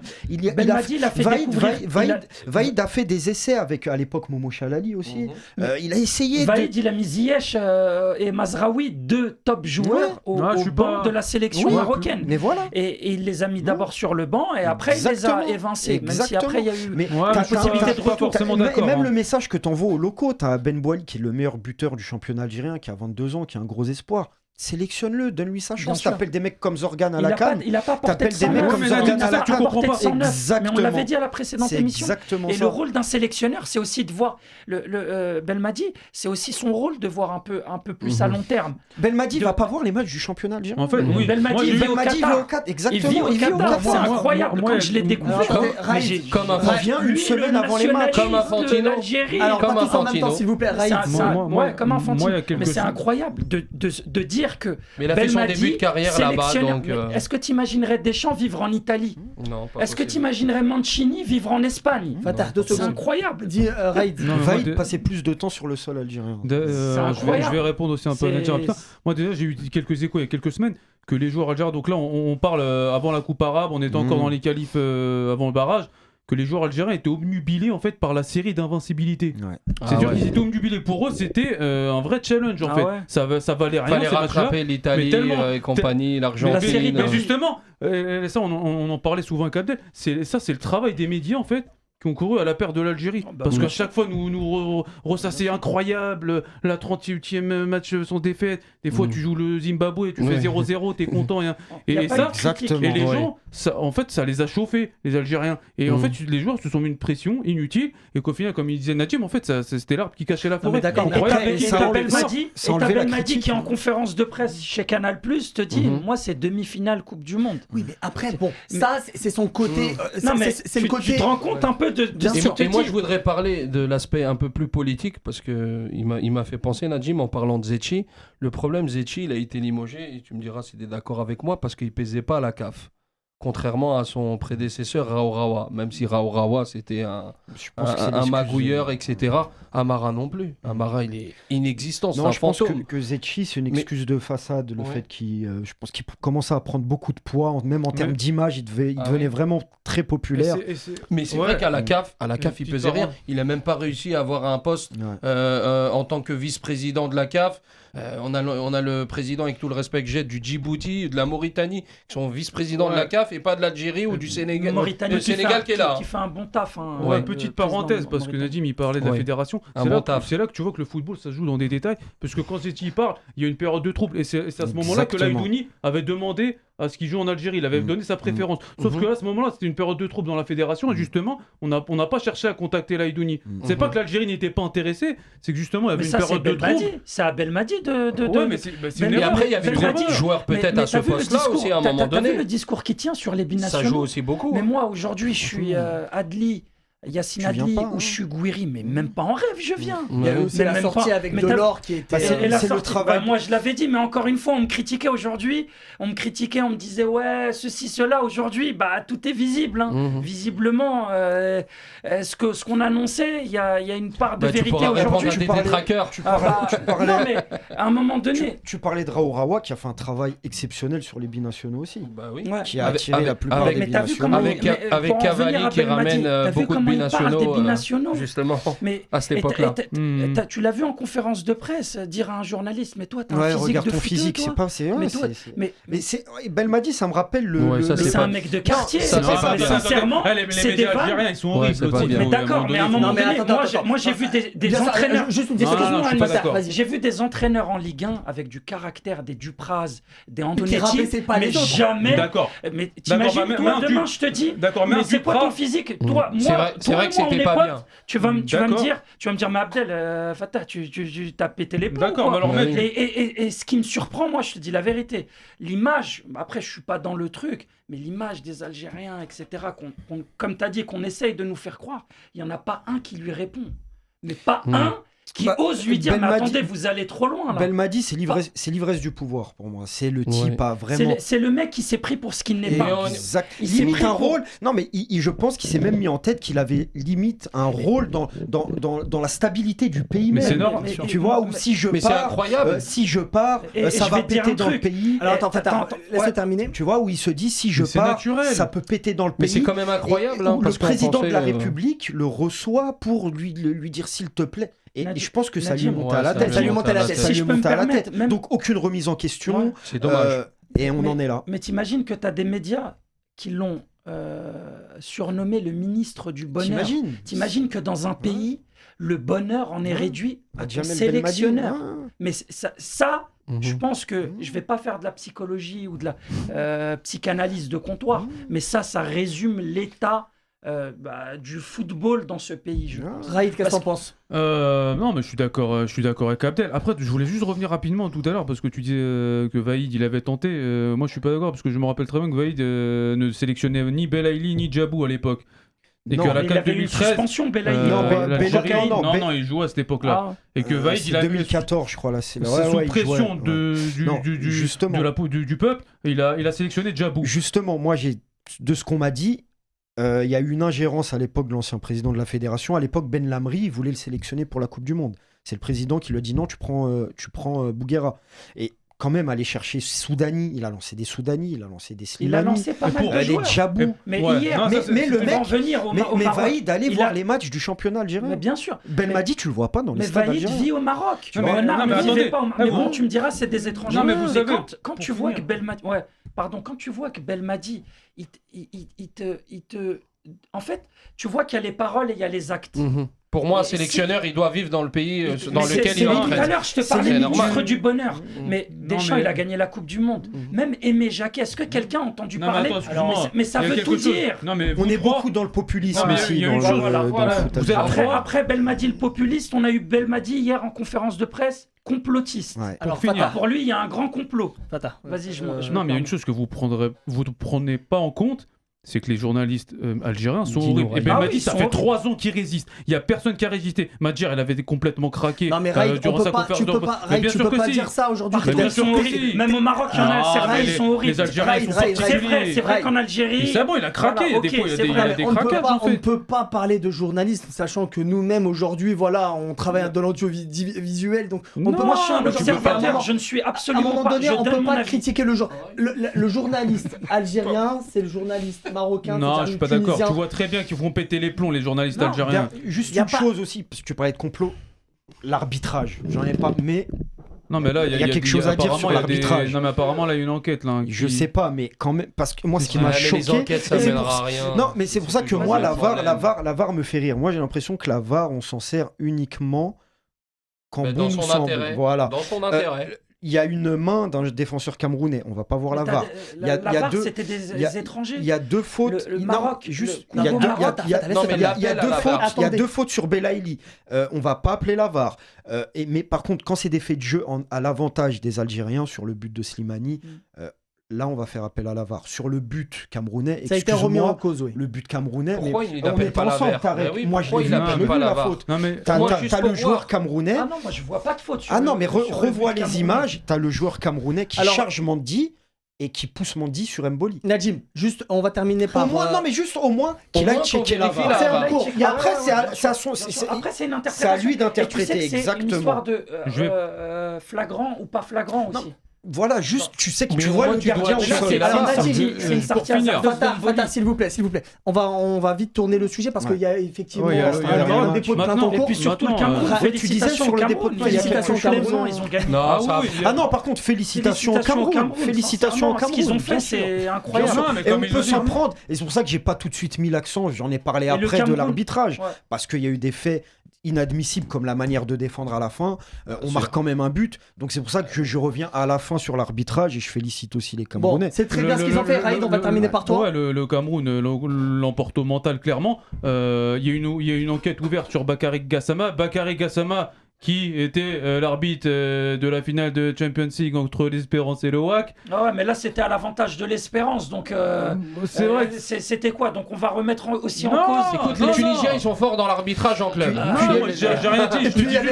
Écoute, il s'est passé quelque chose cet hiver. Il devait y avoir un match Algérie-Gambie de préparation. Les Gambiens ont mis un plan aux Algériens et la FAF avait sorti un communiqué qui a défoncé la fédération gambienne. Mais ils n'avaient pas d'argent. Bon, est-ce que c'est peut-être pas un règlement de compte aussi Souvent, j'ai vu, après, je sais pas, les Égyptiens aussi le font, mais en Algérie, il y a eu beaucoup de remises en cause de la désignation des arbitres. Aller-retour. Voilà, aller-retour. Même à la CAN, il y a eu des arbitres qui souhaitaient pas, notamment celui face à la Côte d'Ivoire, où on a nommé le Sud-Africain Gomez. Mais je pense qu'il devrait arbitrer tous les matchs, lui, Gomez. Alors, juste une petite chose. Qu'il fasse des enfants. Juste pour finir, mais là, il y a un nouveau projet d'arbitrage. Les Algériens ont déçu. Par contre, l'arbitre Moustapha Gorbal, il est excellent. L'arbitre algérien. Sénégal-Égypte. Vraiment excellent. Très fort. L'arbitre tunisien aussi de Nigeria. Selmi aussi pas mal. Alors, on a vu quand même un arbitrage plus ou moins bon lors de ces confrontations, sauf effectivement Algérie-Cameroun. Là, on peut se poser des questions. Il y a une plainte qui est en cours pour. Franchement, les plaintes, je suis camerounais, j'entends ça, je suis pas content. Je te dis la vérité. Mais les plaintes, elles mènent à rien. Ils vont suspendre l'arbitre et ils vont se qualifier, c'est tout, comme d'habitude. Sincèrement, ils l'ont gagné sur le terrain. Ils l'ont gagné sur le terrain. Non, mais il y a une faute sur le premier but. Alors, c'est Mboli qui fait faute sur main. Non, pas celui-ci. Il y a une main qui n'a pas été sifflée dans la surface de réparation où les Algériens ont demandé à l'arbitre d'aller voir la VAR et l'arbitre n'a pas voulu. Tu vas siffler la main de Slimani entre deux défenseurs. En huitième face au Bénin, t'as un but parfaitement valable d'Hakimi. C'était où? C'est au Bénin à la dernière. Au Bénin, mais justement contre le Bénin à la CAN. Mais ce qui est choquant là, c'est que c'est à domicile. C'est ce qui est fort et c'est pour ça que je parle de CAF. C'est pour ça que je parle de. On va terminer par ça, s'il vous plaît, les amis. Est-ce que ça donne le droit aujourd'hui à Belmadi qui, selon certains, est arrogant, d'autres, c'est normal parce que les journalistes algériens sont trop... Est-ce que ça lui donne le droit de critiquer ouvertement et de dire qu'on manque de respect à l'Algérie? Non, il doit pas dire à la fin du match, par exemple, que le Cameroun... Il doit pas dire que le Cameroun ne mérite pas que c'est l'équipe la moins méritante qui va... Ça, à la rigueur, je peux l'entendre. Moi, honnêtement, c'est pas quelque chose qui me choque. Mais tout le reste. Mais voilà, on en revient là. Le manque de remise en question. C'est le manque de remise de question. Le Cameroun, il veut mourir avec ses idées. J'ai compris. Mais dans le staff, il n'y a personne qui lui justement, c'est l'ivresse du pouvoir. Je pense que les gens ont peur de lui, le dictateur. Moi, je le vois comme un dictateur. On va parler du Maroc. On va parler du Maroc. On va passer au Maroc. En tout cas, félicitations au Cameroun pour leur qualification. Félicitations aux Camerounais et à Toko Ekambi. Il y a Toko et d'ailleurs, on passe le bonjour à son petit frère. J'ai envoyé un son message, grand frère plutôt. Et aux deux, de toute façon. Bravo aux Camerounais. Et puis c'est une grande nation du football. Du football. 8e Coupe du Monde. 8e Coupe du Monde pour les Camerounais. Quart de finale. D'ailleurs, c'était grâce au Cameroun qu'on avait réussi à avoir une 4e place en Coupe du Monde. Ils ont gagné les JO. C'est une grande nation. C'est une grande nation du football. Mais on verra bien ce qu'ils feront. En tout cas, on leur souhaite que du bonheur. On va passer au dernier match. Maroc-RDC, République démocratique du Congo. Match qui, au tirage au sort, pour la plupart des. Ouais, c'était le tout match, le monde disait que la plus RDC c'était l'équipe les plus faibles. Donc ça va pas peut-être faire plaisir à Fatah, mais je pense pas. Moi je le pense on va pas. laisser Fatah. Moi je le pense pas. Après, je vais rebondir sur ce que dit Tarek. C'est vrai que je l'ai entendu moi, parce qu'ils n'étaient pas présents à la dernière CAN, mais tu as des sélections comme l'Algérie et le Ghana qui étaient présentes à la dernière CAN et qui ont fini dernier de leur poule. Donc, et puis le Congo, ça reste quand même des belles individualités entraînées par Hector Cooper, qui est quelqu'un, même s'il est en fin de, même s'il est en fin de, c'est faible la RDC, honnêtement. Il faut savoir comment il est venu. Alors, attends, Abdel, le match hier. Attends, on va y aller doucement. Le match d'hier. Il y a eu un résultat fleuve, 4-1, un doublé de Ounahi, le joueur d'Angers, qui a eu la lancé par Vaïd, qui a eu la meilleure note du match. Une masterclass. Alors, tu peux nous dire comment tu as vu le match d'hier? Est-ce que c'était prévisible après un match nul au Congo? En fait, je vais le résumer par tout ce qui n'a pas fonctionné au match aller a fonctionné au match retour, par la présence justement de Ounahi, qui a été à la récupération, qui a été dans la courroie de transmission vers les attaquants. Et qui a même fini 2 buts à la finition. Et c'est pour ça que les gens critiquent Vaïd à chaque fois comme un psychopathe. Mais Vaïd se remet en question. Regarde le choix qu'il fait. Je me souviens qu'avec l'Algérie, le premier match contre la Belgique, il fait des choix tactiques un peu... Deuxième match, il te met Djabou. Alors que les gens aiment donner une image de Vaïd comme quelqu'un de psychorigide qui veut mourir avec ses idées. Alors que c'est tout le contraire. Il l'a prouvé encore hier avec Ounahi, il me semble qu'il rentre à l'aller. Non, il rentre. Si, il me semble qu'il rentre en fin de match. Il me semble. Il faudra vérifier, mais je crois qu'il rentre. Il me semble qu'il rentre les 20-30 dernières minutes avant l'égalisation. En tout cas, Bouffal. Mais là, le match retour, il n'hésite pas à le mettre titulaire parce qu'il a vu que sur le match aller, le mec a apporté. Et Vaïd, sur ça, on ne peut pas lui enlever le fait de se remettre en question. Bon, après le 1-1 et le but de Tissou Dali très beau but. Très beau but. Une belle action. Ils ont vraiment très bien joué les Marocains, franchement. Faire un partout des gens là-bas au Congo, c'est très un penalty. C'est pour ça que les gens parlent des Congolais en disant mais c'est des super belles. Non, les Congolais, il faut savoir que. Non, c'est faible collectivement, mais individuellement, ils peuvent marcher sur l'Afrique. T'as Mbemba qui joue à Porto, qui jouait en 8e de finale. Qui n'a pas son âge. Honnêtement, c'est faible. Non, il n'a pas son âge. Non, mais c'est faible, honnêtement. Qu'est-ce qu'a montré la RDC en fait sur les 2 matchs? Qu'est-ce qu'ils ont montré? C'est archi faible. Franchement, c'est super faible. D'ailleurs, déjà dès le départ, dès le barrage, on savait que le match le plus équilibré c'était Maroc-Congo. Aujourd'hui, ça surprend qui de voir le Maroc avoir été en mettre 4, c'est quand même significatif. Oui, effectivement. Mais c'est une équipe qui n'a même pas le niveau pour la CAN. Non, il faut arrêter à un moment donné. C'est une équipe qui de base qui a triché clairement. On l'a vu contre le Bénin pour se qualifier. Donc le Bénin méritait. Je peux te rejoindre là-dessus. D'accord. Donc le Bénin, ils avaient un niveau concrètement le Bénin pour aller en Coupe du Monde. Non. Aujourd'hui, le Maroc, ils sont allés à Kinshasa, ils méritaient de gagner. En fait, ils étaient au-dessus. Ils n'ont jamais été inquiétés. C'est quand qu'ils ont été inquiétés par une frappe contrée par coup de hasard. Non, ils ont créé des occasions, les Congolais. Non, faut pas. Au match aller, effectivement, il y a eu quelques occasions. Mais en Afrique, tu joues contre n'importe quelle équipe la plus faible d'Afrique. Tu vas aller jouer à l'extérieur, ça va être dur, on le sait. Mais moi, je te parle maintenant en termes de niveau. Mais t'as vu l'accueil, t'as vu le brouhaha. Mais c'est pour ça que le match nul est comme une victoire. Mais là, on parle, comme tu disais, en termes de contexte. C'est sûr que c'est super dur d'aller jouer à Kinshasa. Moi, honnêtement, j'ai eu un peu de mal sur les scénarios des autres matchs. Mais sur la confrontation, sur la confrontation, 120 000 et avec une température bien plus élevée que ce qu'on a vu. Ça n'a rien à voir. Mais il faisait 23 degrés. Sur la confrontation Congo-Maroc, c'est le scénario que je voyais, c'est-à-dire un Congo accrocheur à domicile, et le Maroc les éclater au retour. Parce que comme on disait, en termes d'individualité, à part Bakambu qui vient de se refaire une petite santé à Marseille depuis 2-3 mois. D'ailleurs, je l'ai trouvé très agressif. Aucun collectif. Kakuta, bon, faudra m'expliquer comment Kakuta est pas titulaire. Il n'a pas joué à l'aller, Kakuta. Exactement, à l'aller. C'est très étonnant. C'est un bon joueur. Là, en fait, à part ça, non, mais excuse-moi, t'essaies de Bolassi fini. Un petit peu fini. Bemba de Porto, t'as Mbokani un peu fini. Wissam de Brentford. Bon, Tarek, qu'est-ce qu'on a pensé toi du match aller-retour entre le Maroc et la RDC? Tu voyais le Maroc, hein? Bien sûr, très belle opération d'avoir fait un match nul en RDC avec un penalty raté. Et après, à la maison, ils ont fait le job devant le public. beau stade, beau Franchement, public, le match, très beau match, des beaux buts. Une belle prestation le match aboutie. parfait. D'ailleurs, on a vu à la fin du match le roi du Maroc appeler Lekja et qu'il c'est une habitude. Vaïd. Et pour moi, c'est mon avis à l'image de la Tunisie. Pour le féliciter. Pour moi, ce Maroc-là, il n'a pas le niveau en fait pour un 8e, clairement. Si tu ramènes pas Ziyech et Mazraoui, justement, pour moi, ça va être 3 matchs pour le Maroc. Ils ont Ziyech et oui, mais on sait pas s'ils seront là. C'est intéressant ce qu'il dit, c'est que tu vois que le parcours du Maroc avec Vaïd se passe de Ziyech et Mazraoui. C'est fort. Mais avec quelle équipe rencontrée, messieurs, s'il vous comment plaît. ça, quelle équipe rencontrée? Avec 6 matchs à domicile. Tous les matchs mais Vaïd, je suis d'accord avec le Fatah. Il passe un message en disant écoutez, j'ai fait un parcours et j'ai éclaté 4-1 la RDC sans Ziyech et Mazraoui. La Tunisie a gagné à domicile. Quelle équipe ne passe pas avec 6 matchs à domicile? Explique-moi, quelle équipe? De bon niveau, je parle. Des matchs quelle équipe? Mais tu parles de quoi? Du RDC Maroc? Non, il parle des matchs Guinée. Là, on parle du RDC Maroc. Non, mais je te parle du parcours. Je te parle du parcours de A à Z. Quand tu joues 6 matchs chez toi, c'est quelle équipe? On a déjà discuté, je suis d'accord avec toi. Mais RDC Maroc. D'accord, attends, si c'est si facile de gagner à domicile, pourquoi l'Algérie a perdu? Pourquoi la Tunisie n'a fait que 0-0? Mais on n'a pas joué.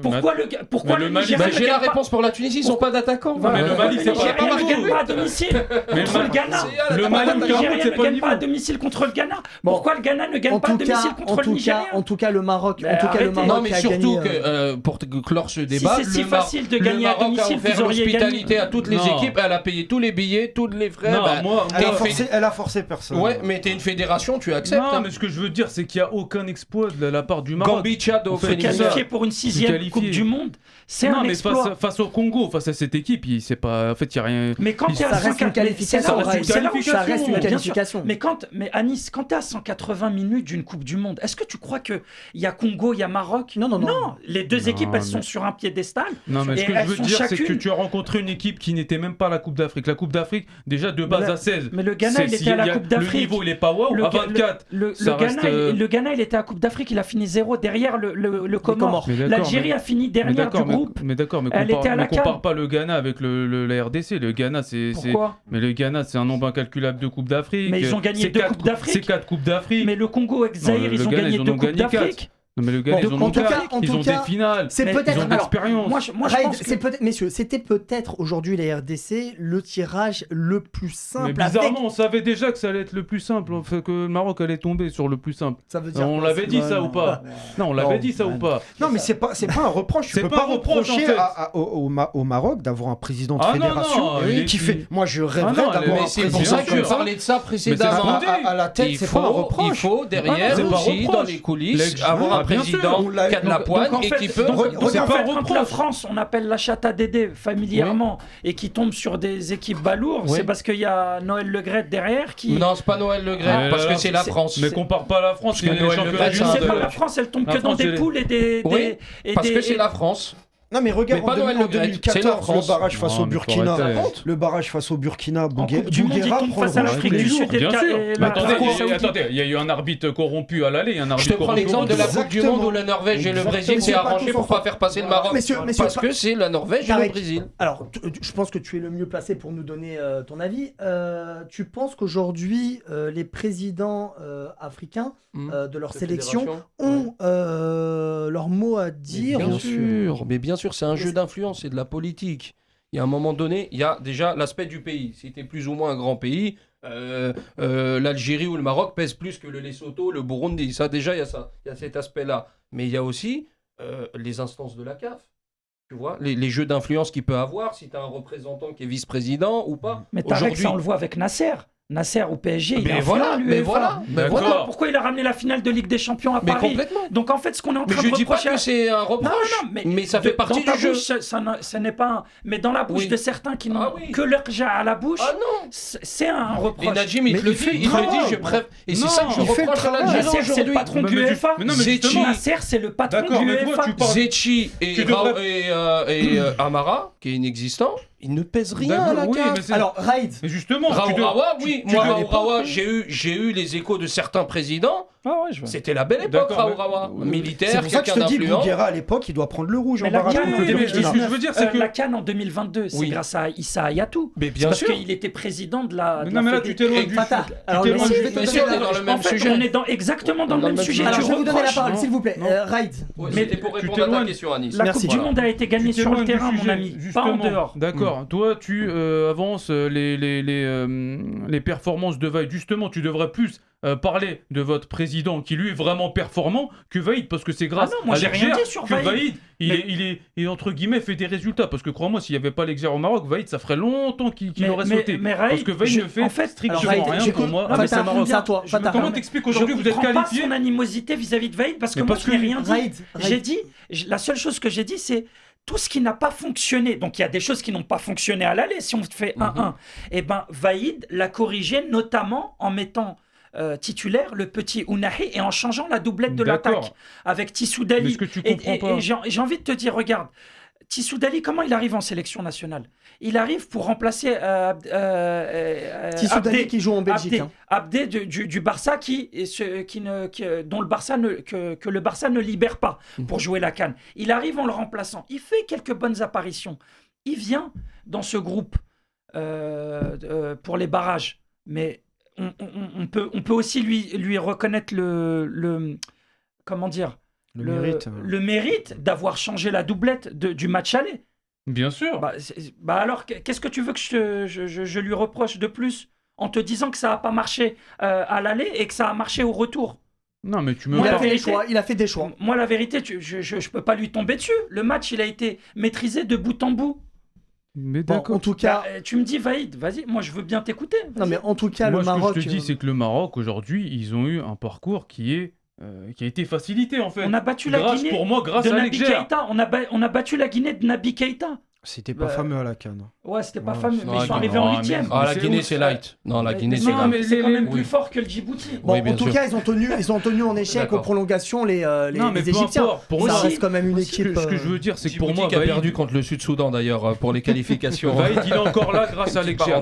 Tout simplement. On peut pas lui en vouloir. L'Exer, il doit assumer son choix, qui lui-même est conscient que Vaïd, c'était pas le bon choix. Mais vu que c'est son choix à lui, faut faire en sorte qu'on puisse continuer avec lui. Mais aujourd'hui, mais regarde, tu peux pas avoir un débat en te disant Belmadi, c'est un seigneur.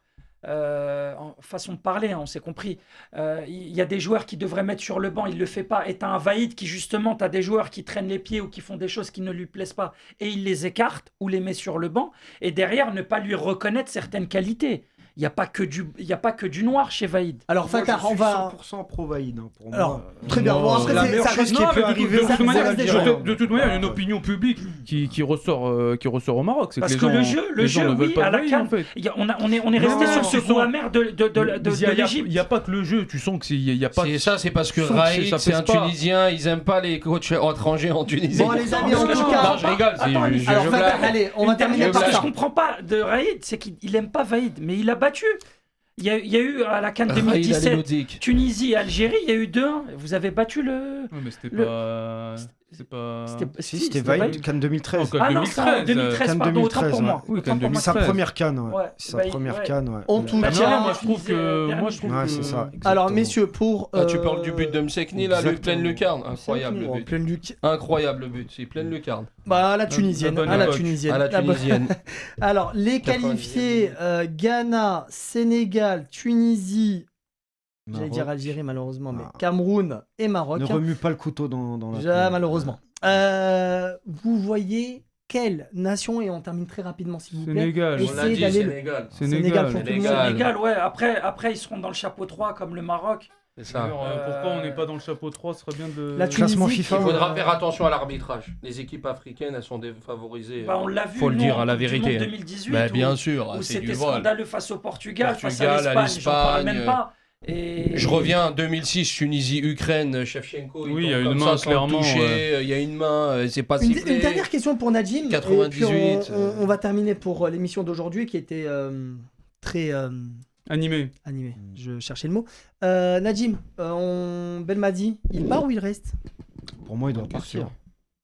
Mais lui, là, qu'est-ce qu'il se dit de ce qu'il a dit hier, il a dit qu'il était peut-être un peu tôt pour prendre une décision. Il a dit que s'il se sentait, et là on en revient encore, il a dit s'il lui se sent inutile pour la nation, il partirait. D'accord. Donc c'est à lui de... Moi, je pense que par fierté, il n'a pas voulu le dire hier et il va être obligé de partir. Mais je pense que le politique, il va prendre un rendez-vous avec lui, ils vont faire un point. Pour finir rapidement, le problème, c'est qu'il a laissé aucune relève dans cette sélection.